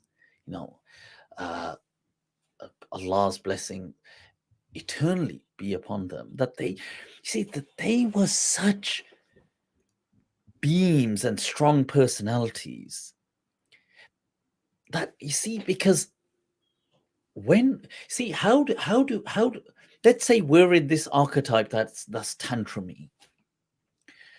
One way is, okay, either we just through age and life, we kind of reflection and we change, or another way is we mimic behavior. Like we see people and we think, wow, there's something, and there's almost a light that it's like a fire that, in a positive sense, that it catches light. Like somebody around you laughing, you just start laughing. Sometimes you don't even know why you're laughing. You're finding it funny. Sometimes you could be angry and somebody's laughing and you start laughing, and you don't want to laugh because you're angry, but you're laughing because it's contagious. But this character of, like what you're saying, it's also contagious. But the downside is the bad one could also be contagious, that bad archetype. So if you're around people that are always like, oh, life's just so miserable, oh, it's never, oh, when you ask them how are things, oh, could be better, could be like this, oh, not so good, and they're just grumpy, and now that's contagious. So it's almost as if there's a battle going on in the world between these archetypes of good character. Innaka la'ala khuluqin azim. So, and the prophets are beaming this into people around them, and they're catching this determination. But even like at all times, this light will always be there, and either we gain it through reflection, or we catch it through other people. You're around somebody, they're smiling, you start smiling. You're grumpy, you're down, and you think, oh, I'm going through it. You think, yeah, this guy's always, look at him. It's, what, he's always so, yeah, why not? Yeah, let me try and smile as well through it. And I think it is a human journey, man. I don't think there's, you said, Imam Saab, about, look, we're here on this earth. What are we for? What are we here for? This question, and some people think it's just a very simple answer. Oh, we're here to do this. Oh, was that the answer? I think it's like the answer, whatever it is, it's an experience, isn't it? It's like and I tell you, one of the things, if I can share this with you, Imam Sabi, it really got me thinking, actually, after, it was actually around when my mum passed, and that whole time, and I was thinking a lot. And I just ended up thinking about this. And I think I was listening to some lecture. Who was it? It was in English. I think it was a podcast on something like an informer. I think it was Dr. Ian McGilchrist, actually, speaking about, it was either him or somebody else, but they were speaking about the state of consciousness, that it enters into a new light the moment it encounters. So, you see, because the one thing we can't deny is that we are conscious. That one thing, nobody, whether I'm having I'm conscious I'm having a thought, I'm conscious I'm sitting here, I'm conscious I'm looking forward, I'm conscious. Like the fact that we are conscious, we cannot deny that is our absolute, that is ground zero from which we're going to build up. Now, the moment consciousness is all about encountering, like I've experienced, because the moment I encounter this bottle, oh, it's a bottle, I encounter. And I thought about this, you see, because to encounter has this thing of this in a mutual setting, this ta'aruf. You kind of come to know something, however it is, whether you know it inaccurately or accurate, but you encountered it. There is this kind of irfan, this ma'rifah. And Allah says, and you notice that, you see, the moment even you are encountered, your state of consciousness, like the moment somebody's watching you, you know they watch, you become conscious, self-conscious.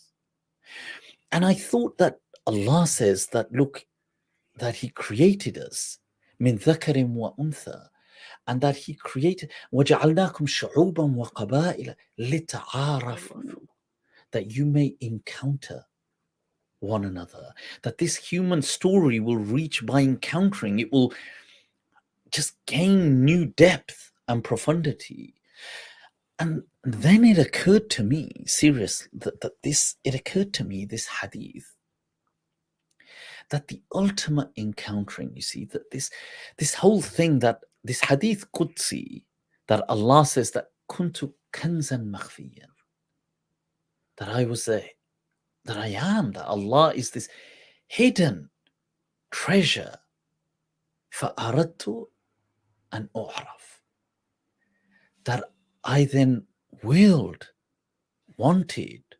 however you want to translate it, to be encountered. And that is the hadith explaining why creation was here. That why did God create? That kuntu kanzan makhfiyan fa'aradtu an u'raf. And for one understanding to be known, but begins with to be encountered. And I feel that encountering, like even this, like our encountering one another, that this in many ways this is the answer, that, you know, why are we here? It is an encounter, isn't it? It's to encounter this, everything along the way. I know it's not as neat as just saying, well, the reason we're here is just this, but it is, to me, it really gives something. I don't know what your thoughts on this, Imam Saab, but I was reflecting about this a good few months ago, and I thought, whoa, okay, it really kind of hit me. I had the thought of what you were saying earlier, Yeah. and this is something that I'm also paying closer attention to this time around, reading tafsir and reading the Quran. It's also the character development which happens through challenges, because you said earlier it's a journey, life's a journey. It is. And I feel at some point, we all have stages. And I think not only does the Quran give the archetypes, but many times it even gives examples. Like we see Yunus alayhi salam and the way he reacts to his people and the message. And then you see the result of him leaving and what follows. But to me, that's a very interesting, state of mind. Does that make sense? Because of course, because the way he reacts to his people's reaction is very interesting, as compared to, let's say, somebody like a Nuh alayhi salam, where he's staying persistent until the last moment, right, where he's calling. And don't you feel that these prophets, then, see, they were the peak embodiment of that archetype for that struggle, that there will be this thing of, like you're saying, this persistence till the end, or this archetype of pure sabr in the face of sheer adversity and all kind of suffering and affliction, and like in the story of Ayub alayhi salam. But yeah, it's because look, isn't the default setting, almost, not to sound doom and gloom, but of this dunya is going to be suffering, isn't it? Now we just, that's like the humdrum of existence. Now we, in the face of that, have to adjust our settings. There's this, I've read, I think, is it Mutanabbi? He says in this Arabic, he says, أضمتني الدنيا فلما جئتها مستسقيا مطرت علي مصائب. He says that this world, that the dunya, it made me thirsty, like obviously metaphorically, symbolically, that it made me so thirsty. So when I finally came to it, asking it to give me to drink, it poured down like rain upon me with calamities instead. Matarat alayya masaiba. That this is what it gave me as rain then. That one, that, ek se chori upar se sina zori. The whole thing that you've got this, I've come here, and then on top of that, this is what I get. But I guess that's the human story, isn't it? That Allah saying that I know about humans what you do not know.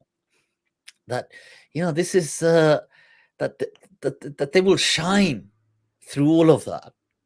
That they will still shine bright. It doesn't, no matter how dark the nightfall gets, that it will. I guess that is the story. And interestingly, if you think about it, when Allah subhanahu wa ta'ala says in Surah Al-Mulk, الذي خلق الموت والحياة ليبلوكم أيكم أحسن عملا, he doesn't say that it has anything to do with the journey. He doesn't say it has anything to do with what happens to us in our life, right? Yeah. It's the way that we react to what's happening. Yeah, so because in many ways, wow. Yeah, so in many ways, important. in many ways it could be our submission to the situation. 100%. 100%, Imam Sir. Look, they say that, and this is why I was a bit reluctant on the word suffering, because they say that, look, pain, like we can't control all the time what will afflict us or happen to us. Pain is from the external in. But suffering is the state of mind, is the meaning we give to it. So somebody, for example, falls, hurts themselves. Let's say their teeth are damaged and they're in a state of pain. They're in a state of suffering. Oh my God. Somebody's undergoing surgery. They are removing their teeth. They would describe this as suffering now. Even though, let's say they've come back from the dentist, they've had these implants or different things. Now, they wouldn't say, I mean, they might say I'm suffering, but they wouldn't say, oh, I'm going through suffering in my life. They would just say, oh, yeah, because the meaning they associate, it's not as a meaning of suffering. They say, well, oh, I'm doing this to get that out of it. So the suffering is 100%, like you're saying, it is the meaning we give to it. If we give a different meaning, it's not, if we've got a big enough why, we can handle a big enough how, because it comes back to why is it happening. So, Ayub alayhi salam, your point, and how the people around him are reacting to what's happening and the way he's reacting to what's happening.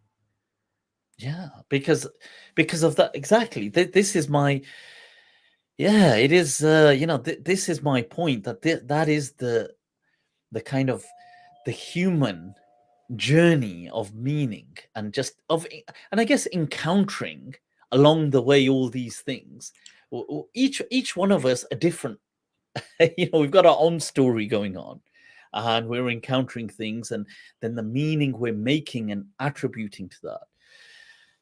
But and along the way, I guess we as a collective, you see, we're like loads of little stories that are, let's say, millions of little pixels, but you bring it together and it makes one giant picture, if you like, which is the human story, which in a way encapsulates or mirrors, I guess, Adam and his story. It's all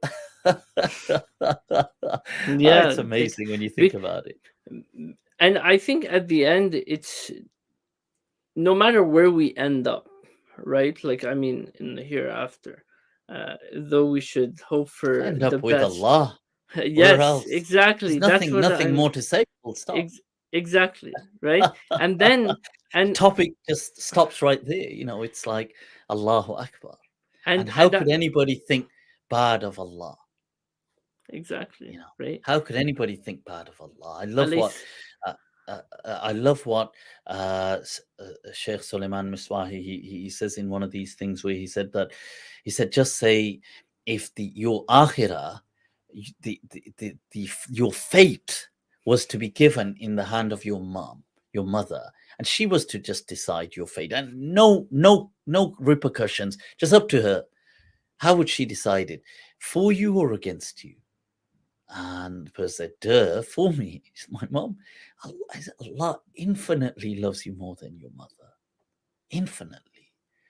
How could anybody have a negative thought or an impression or an outlook on Allah?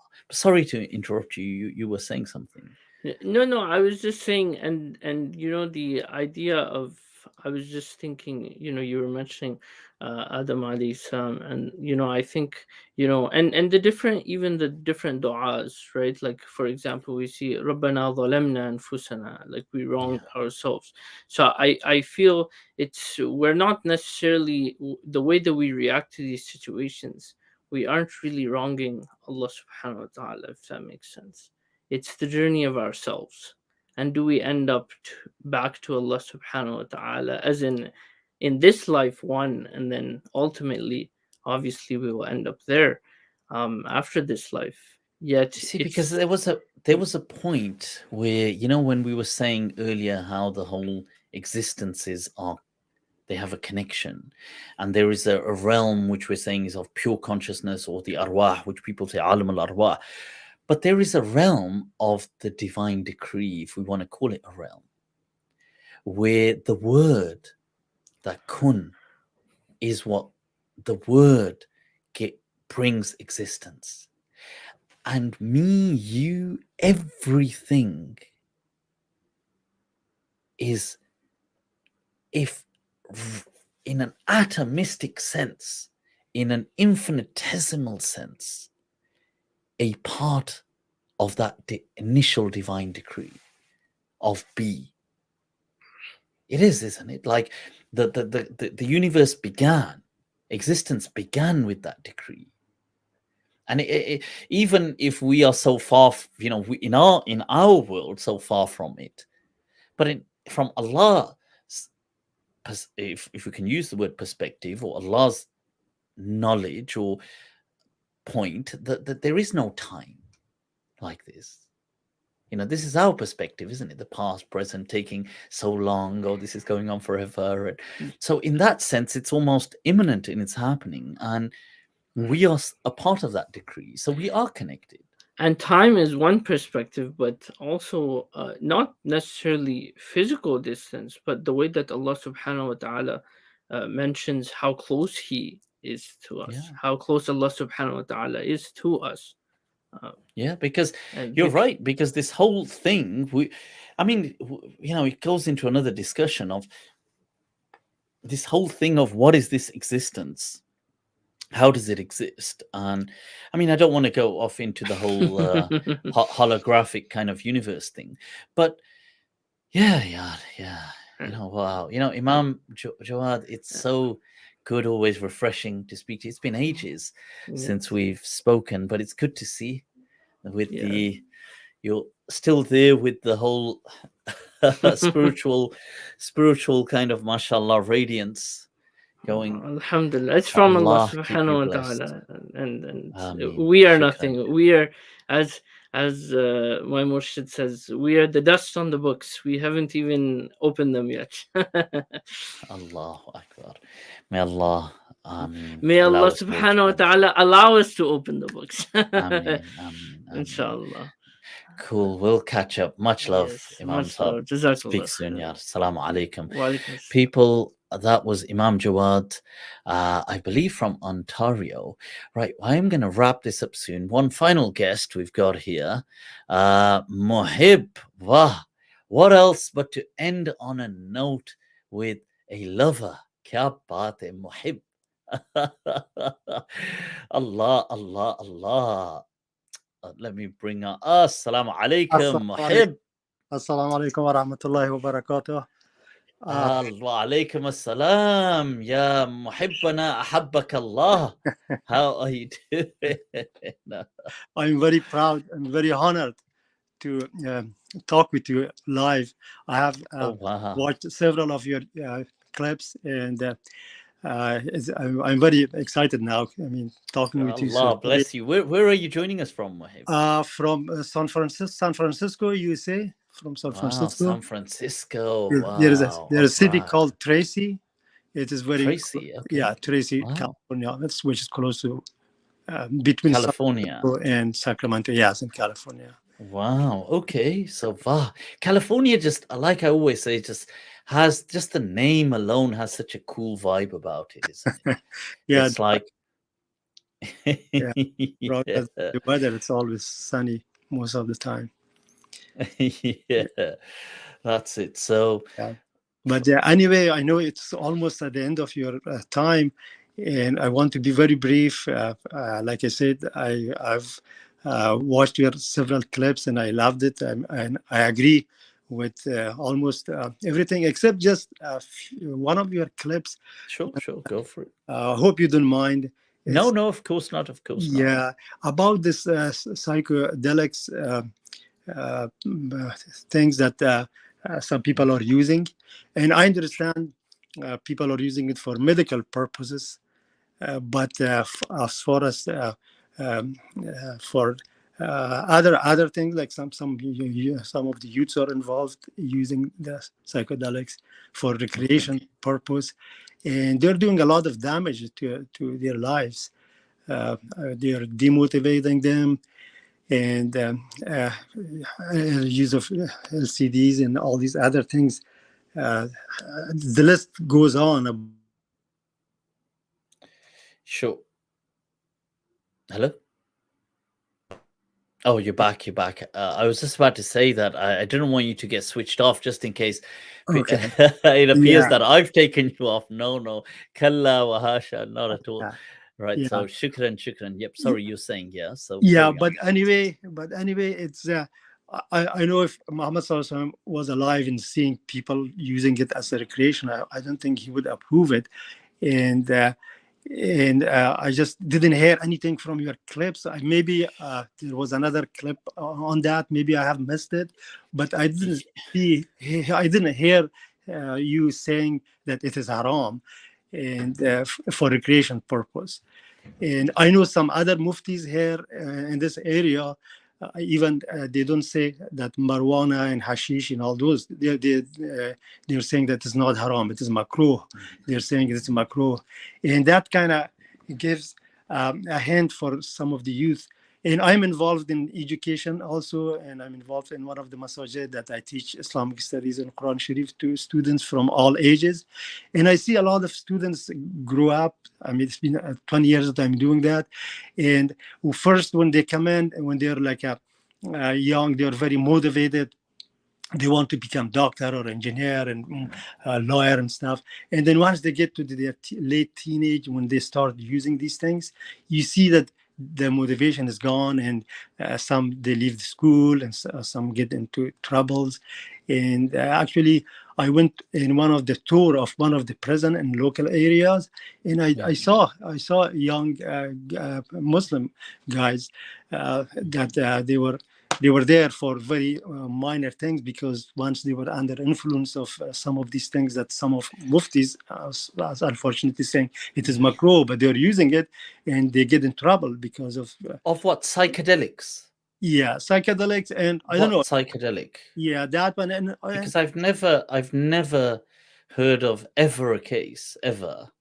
And this is that's a huge claim now. Yeah. So, and this is not me, this is people that have done extensive studies into the therapeutic effects of psychedelics. They've not come across any real cases of things like ever criminality or harm associated with psychedelics. So there's in fact, if anything, it's actually so healing and helpful, and how it heals the body physically, how it heals the brain, how it heals depression, how it heals alcoholism, how it heals addictions, how it gains insight into life, how it recreates connection with nature, how it distances people from violence, how it creates an antipathy towards aggression, how it creates stronger bonds with and a sense of empathy. I've never, and this is not just me, this is studies, like so many studies now have come underway. And the studies are so powerful that the pharmaceutical companies want to jump in, and before people start getting access to it, they want to somehow monopolize and obviously make money off this because it's so beneficial. So I've never, psychedelics I'm speaking about, I'm not speaking about things like marijuana or things like that. They're not psychedelics. So psychedelics themselves, like, which will be, for example, mushrooms, magic mushrooms, or there'll be things like, let's say, DMT or 5-MeO DMT or things like this, of this nature. I mean, these are natural things that grow in the earth and they're consumed naturally. So it's not like, so now you get, so for example, you could get heroin. Now, heroin, let's say it's opium. Now, these things are going to be made from poppy seeds.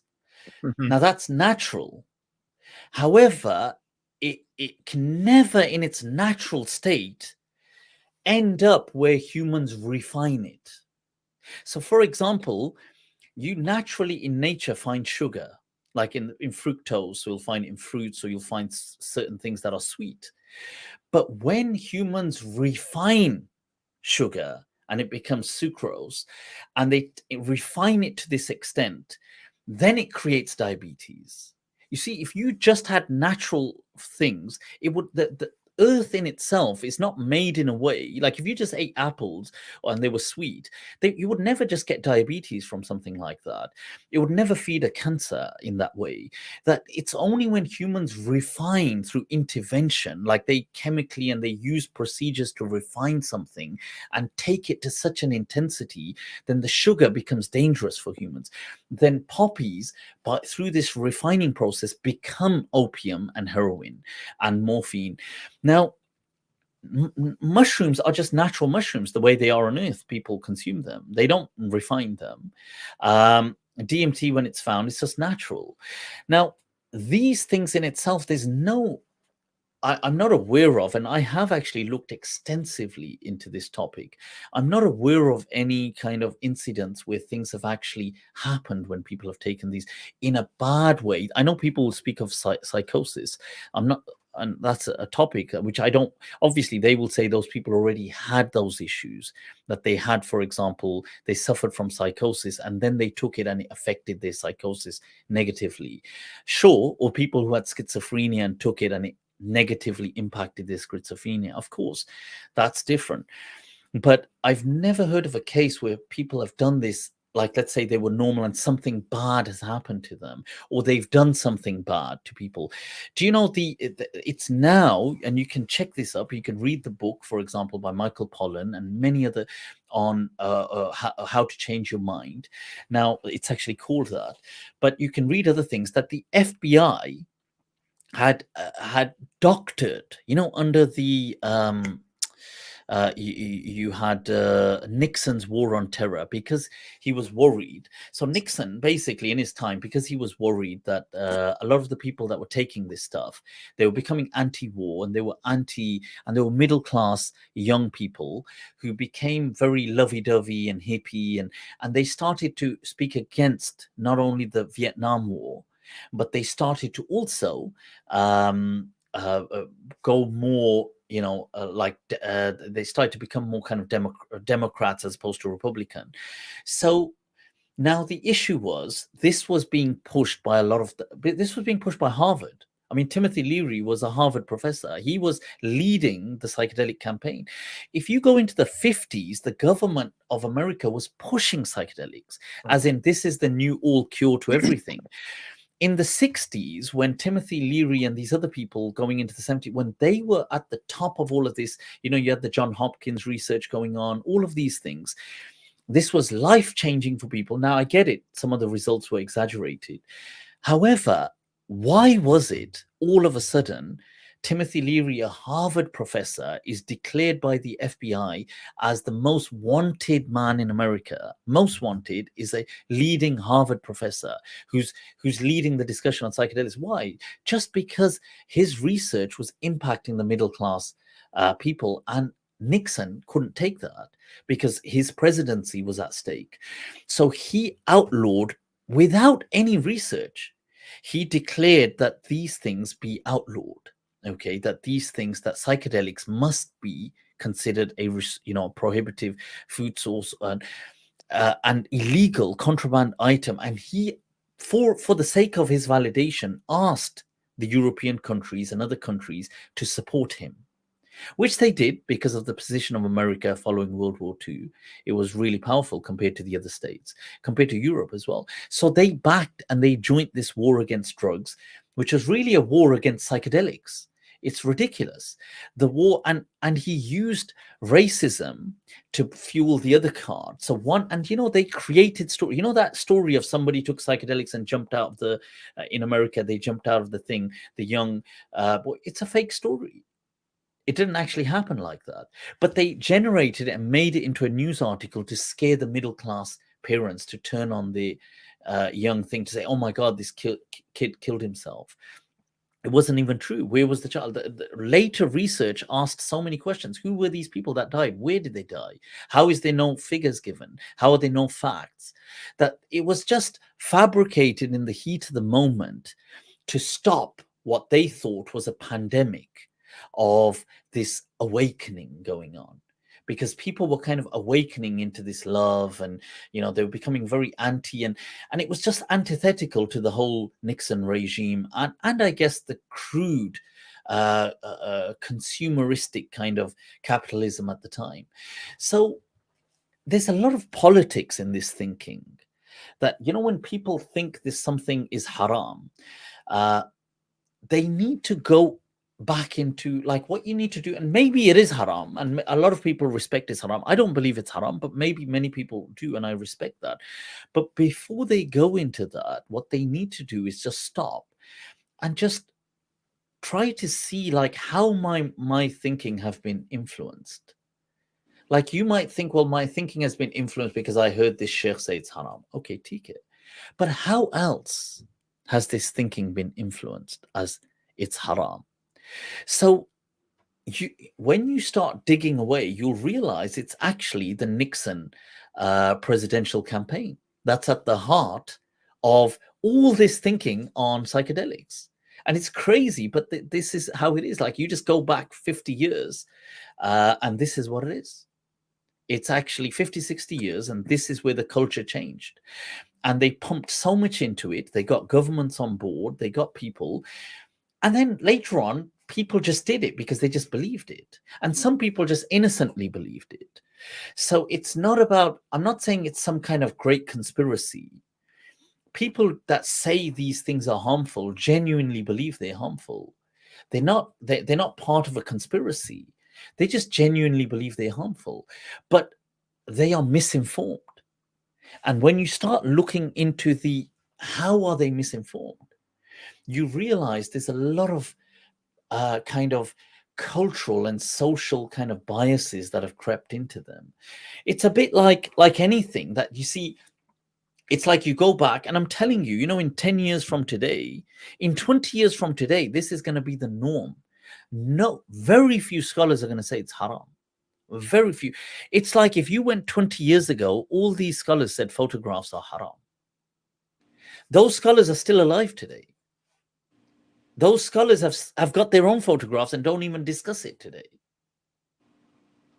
I guarantee you the likes, and this is not a personal attack, but let's say you take the likes of Sheikh Asim al-Hakim and this kind of thinking, and not to pick on Sheikh Asim, but that kind of thinking.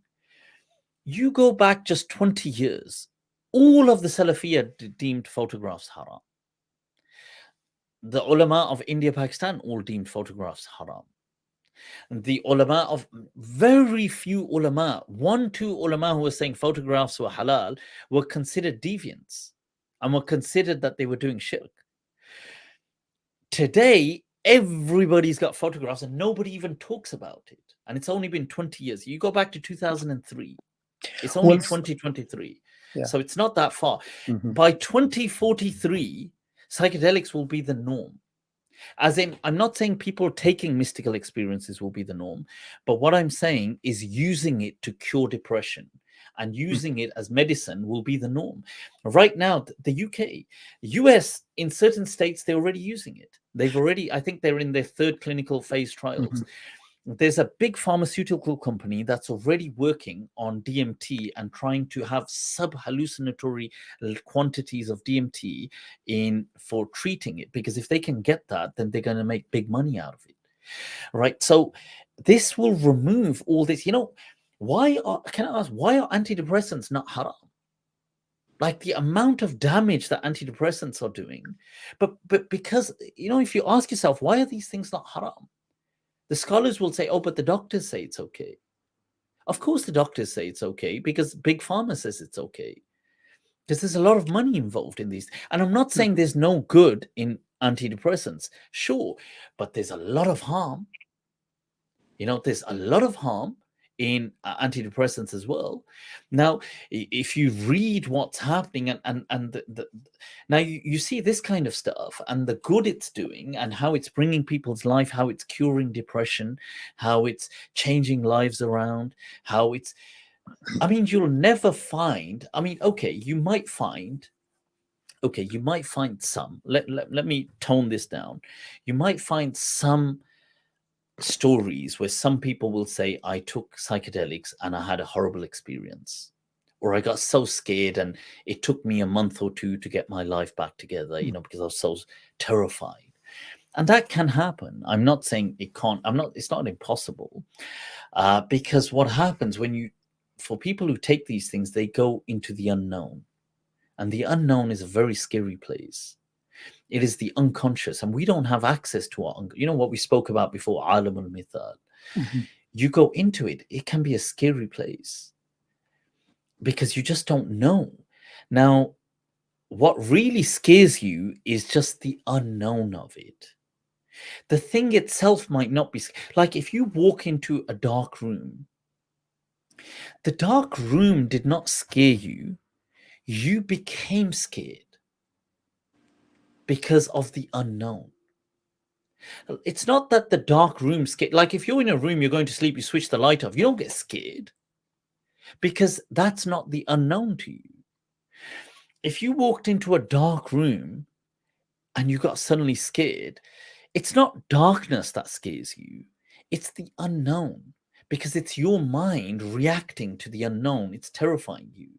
Somebody else could walk into a dark room and not get scared. So the issue is with psychedelics, yes, it is the unknown. So people's own mind does scare them. So I'm not saying psychedelics is for everybody should do psychedelics. Sure, they shouldn't. I don't say that everybody should do these things, but I don't see how it's haram, but I would agree that maybe it's not for everyone. Well, that's my point, Mufti Saib, that I don't have an issue with using for depression or anxiety and all those other things. Even marijuana is now, medical marijuana is used for all those things. Yeah. But the thing is that if somebody is healthy, going to school, college, and they start taking these kind of things, and then suddenly you hear that he's dropped out from school because that's the thing that now that is bad. And to be honest, look, these things, here's my thought on them. Okay, so this is my thought. My thought is that these things are medicine, and they are to be handled like medicine. They are not like right now, you're not just taking antibiotics. I'm not just taking you wouldn't just, sure, you can take vitamins and things daily, but you wouldn't just take medicine. Now, to me, one, this is medicine and should always be treated like medicine. Mhm. Two, just as medicine is used to treat a situation. So that's important, that there is a situation, there is something. This is now the final part, which is most important. I feel generally for people, generally, this will help people in the latter half of their lives. I feel there is something about an age that once you reach that age, this may be very helpful for you. Mhm. Before that age, you are too precocious. You're too before that age. It's like, for example, look, if a 12-year-old wanted to start bodybuilding, it's not like he hasn't fully reached that physical maturity yet. He may harm himself, or if he doesn't harm himself, he's not going to do, it's not the age yet. Wait till you're in your 20s, wait till you're older. It will have a much better, at that age, it will work. Bodybuilding will. Mhm. Similarly, there is a kind of spiritual maturity and a mental maturity that go hand in hand. When you're in your 20s, you're just too young. I'm not saying for spiritual maturity, but for a mental maturity, you're too young. Like, you might think you're old, but you're not actually old enough. That reaches, even the Quran speaks of this age of 40. That when he reached 40, he had reached this kind of age of maturity, it had now solidified. Carl Jung, he writes that there is something about the mystical experience, the numinous, experiencing the numinous, that helps a man or a woman navigate the latter half, the second 40 years of your life. Having a mystical experience, it does something in that second half that I feel many of us in this day and age, in the first 40 years, we're not there yet. And even if you have a mystical experience, it may be great, but I think it's too soon. Like, you wouldn't benefit from it the way, just like if a child started, or a 12-year-old or a 14-year-old started going to the gym, it's not the same. Like, it's even if he thinks, no, I'm benefiting, but it's not the same.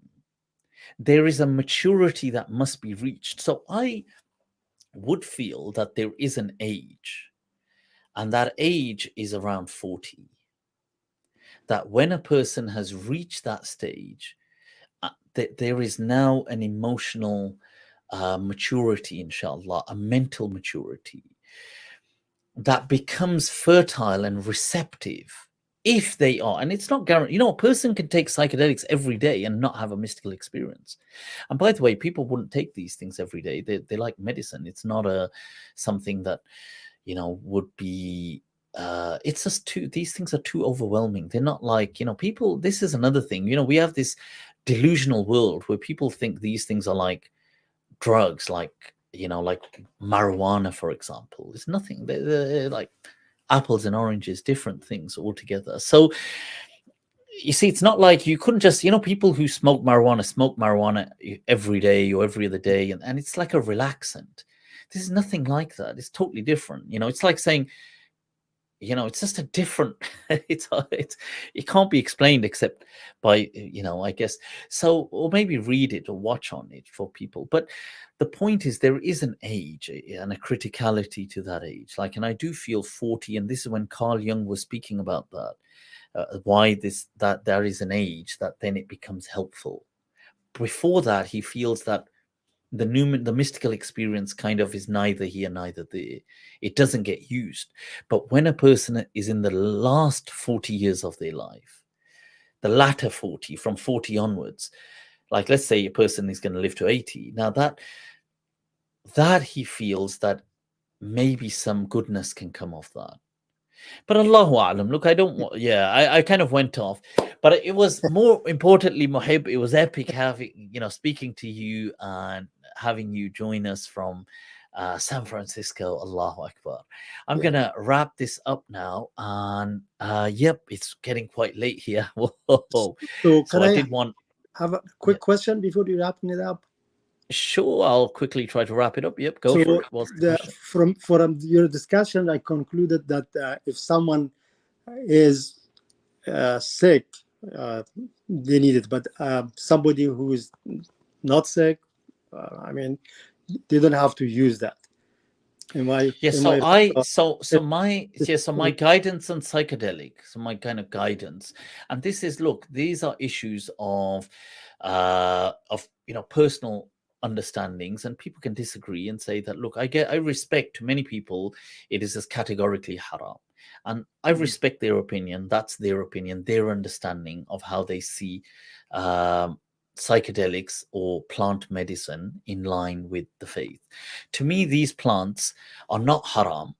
Mushrooms are not haram to me. Neither is the DMT and those plants. But should it be, my guidance on the matter is that these are medicine. These are not to be, they're too powerful. And can they be helpful? Yes, they can. Of course they can be helpful. But is it for everyone? No, it's not for everyone. Can it terrify certain people? Yes, it can terrify certain people. And so they should be weary. You see, you are dealing with a very strong power. It is very, very powerful. Do not underestimate its power. And it can scare the living hell out of you, and does not matter how strong you think you are. It is not about physical strength. Okay. If you become terrified, and it can be very, very difficult for some people to refine themselves, just because they don't have you see, look, the only thing you are sure of and you have is your mind. Yeah. Now, what happens with this is you lose your mind. Just imagine that for a moment. You will lose your mind. It is not a joke. That can be incredibly terrifying beyond measure. Like I mentioned, to some people, they experience an actual death, not an actual physical death, but they think they're going through death. So whatever death must be, they think that they experience it in that moment. To some people, they, so these things are not toys. They are, yes, they have a lot of power, and that's why they can heal. They can heal things like as powerful as, class A drug addictions. They can heal alcoholism, which drugs can't heal, because they're so powerful. But so much power can be dangerous, you see, because anything that powerful, if you're not ready, if you're not, it can be, power can be destructive. I get it in a different sense. It can be debilitating. It is not a toy. So how about you would just marijuana? just as a gun could, it can be used to defend, but you wouldn't put it in the hand of a child. So I would be very clear that, look, this is a medicine. It is sacred. You treat it that way. Do not treat it like a toy. If anybody is looking into this, they should be a hell of a lot of research, and there should be a lot of guidance on these matters, and they should only be done with practitioners who know what they're doing. People who can make sure that you're safe, make sure that if a person is about to have a nervous breakdown, they can handle them. These things shouldn't be done recklessly, and these things really, where they are being done to unleash its power, to have, let's say, to encounter a mystical experience, that is for really a certain age and beyond only, which would be 40 and beyond, that they seem to have that kind of an impact. That's what a lot of people say. A lot of psychologists like Carl Jung and other people say that. I mean, that would make sense to somebody like me as well. But I wouldn't just, I would advise people, if you're thinking this is some kind of a toy, is this some kind of fun, stay well away from it. Right? Do not do this if you think this is some kind of fun, because it's not that. And you could, what you might encounter, it would maybe just terrifying beyond words. So do not treat it like a toy at all. Okay, so I hope that's some very serious words to help people. in saying, look, stay, unless this is, if this is something somebody is taking as a sacred medicine to heal themselves, then do a lot of research, contact practitioners that actually deal with this stuff wherever they are in the world. Go have this under supervision of people who are experts in this, who know how to handle things. It's like anything. If you're going to, you're going to take medicine, you're going to ask, if you just start taking antibiotics, loads of them, you'd probably, damage your liver and damage your kidneys, and you could lead to, some serious health complications, maybe in some cases death. So the same thing, it's these things are under the supervision of experts. If you just think, hey, I'm feeling a bit down, my friend's got a bunch of antibiotics, I'm just going to take them. Or, my friend's got a bunch of antidepressants, I'm going to take them. That would be highly reckless. Okay, I clearly warn against this stuff. Doing any of that, I do not condone that kind of behavior. This is medicine. Only people who know about it. It should always be done like that, with supervision, with things like that. As to is it haram? Well, to me, it's medicine as long as it's with practitioners in safe hands. It is not haram. Right. But taking anything recklessly, see, the reckless behavior, even if something is not haram, but a behavior and an attitude could be haram sometimes. You see, that's a different issue. That being reckless, like this whole kind of, that is an attitude that the Sharia warns against. And it condemns that kind of reckless attitude, even if a thing in and of itself is not haram. So just as to take, the ruling as if you just picked up antibiotics because your friend had them in his house and you ran home and said, I'm going to take these antibiotics. Antibiotics in and of themselves are not haram. But this reckless behavior would be prohibited by the Sharia. So there's a difference, you see. So that's how I would close that topic, that look, this medicine in and of itself is not haram. Psychedelics, in my understanding, to some people it is. But it is medicine only in the hands of practitioners. But a reckless behavior to just pick it up, do these things on your own, without guidance, without specialists, without that attitude would be haram. Because it would be a reckless attitude. But it's not, the thing is not in and of itself haram. The thing is a medicine, which is actually very healing.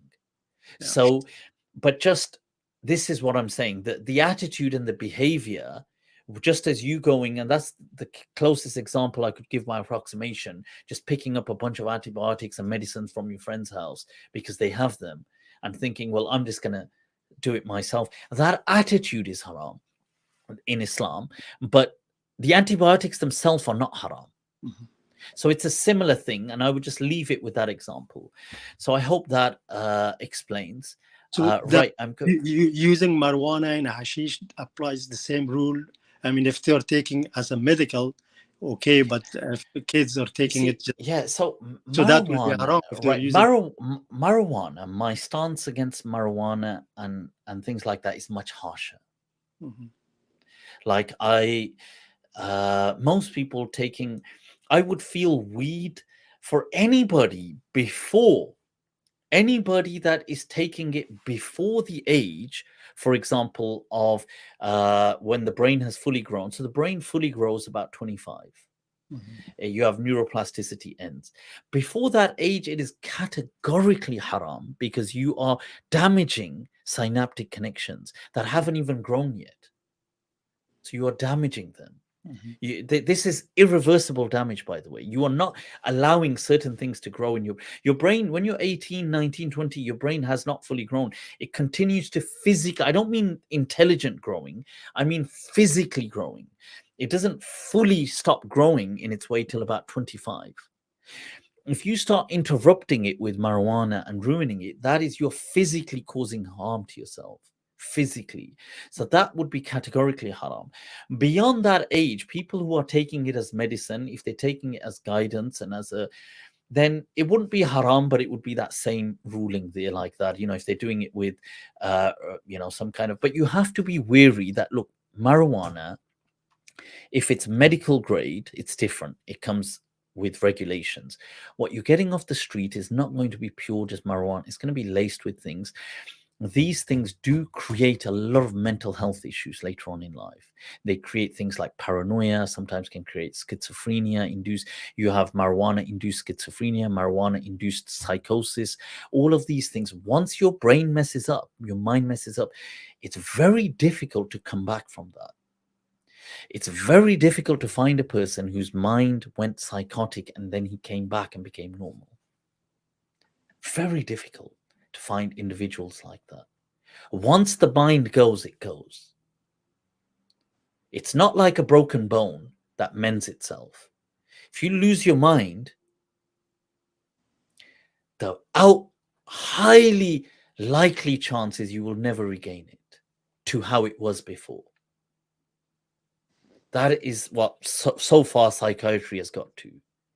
They don't know. People that become psychotic, they seldom ever, apart from temporary induced psychosis that you get sometimes, like you'll get, which is delusional psychosis or different, which is temporary.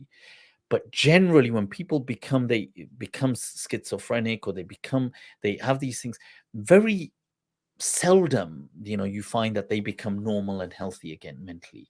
They just live with their condition. So they just live to control it, but they stay with it. So be careful with things that mess up your mind.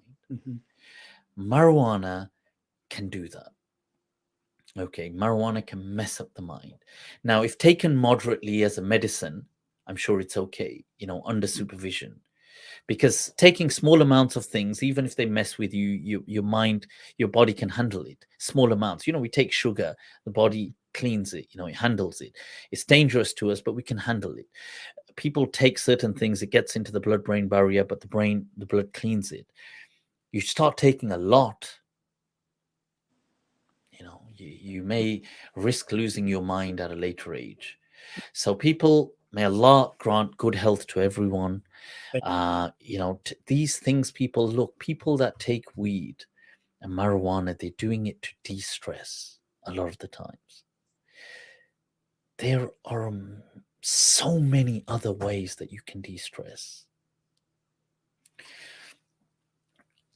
One of the easiest ways you can find short videos is just through your breath. 3 minutes, 2 minutes of an exercise, even 3 minutes or 2 minutes of just controlled breathing leads to de-stressing. I mean, this is measured. You can see how it will reduce cortisol levels, how it will change your kind of blood pressure, how it will alter your state of mind, how it will help you fall asleep. People don't fall victim to these things. Don't ruin your lives, because honestly, with drugs, that is what happens, with these things, because most of these people that take weed and do things, they're not going to get it from medical, maybe in America in certain places, but in other places, they're just getting it from a local drug dealer. These things are dangerous. You're ruining your life. So may Allah help you. May Allah make it easy for you. And, may He grant you good health. May He grant everybody, Ameen, good health. Guys, with that, shukran, much love. Allah bless you, Muhib. Shukran for joining us today. It was honored to talk with you, Mufti Saib. Allah bless you. Shukran. Fi amanillah. People, that was Muhib. Take very good care of yourselves, guys. I'm going to wrap this up. Allah bless you all. Right, yeah. So I did think to myself, I don't want to get distracted on this discussion, but I did.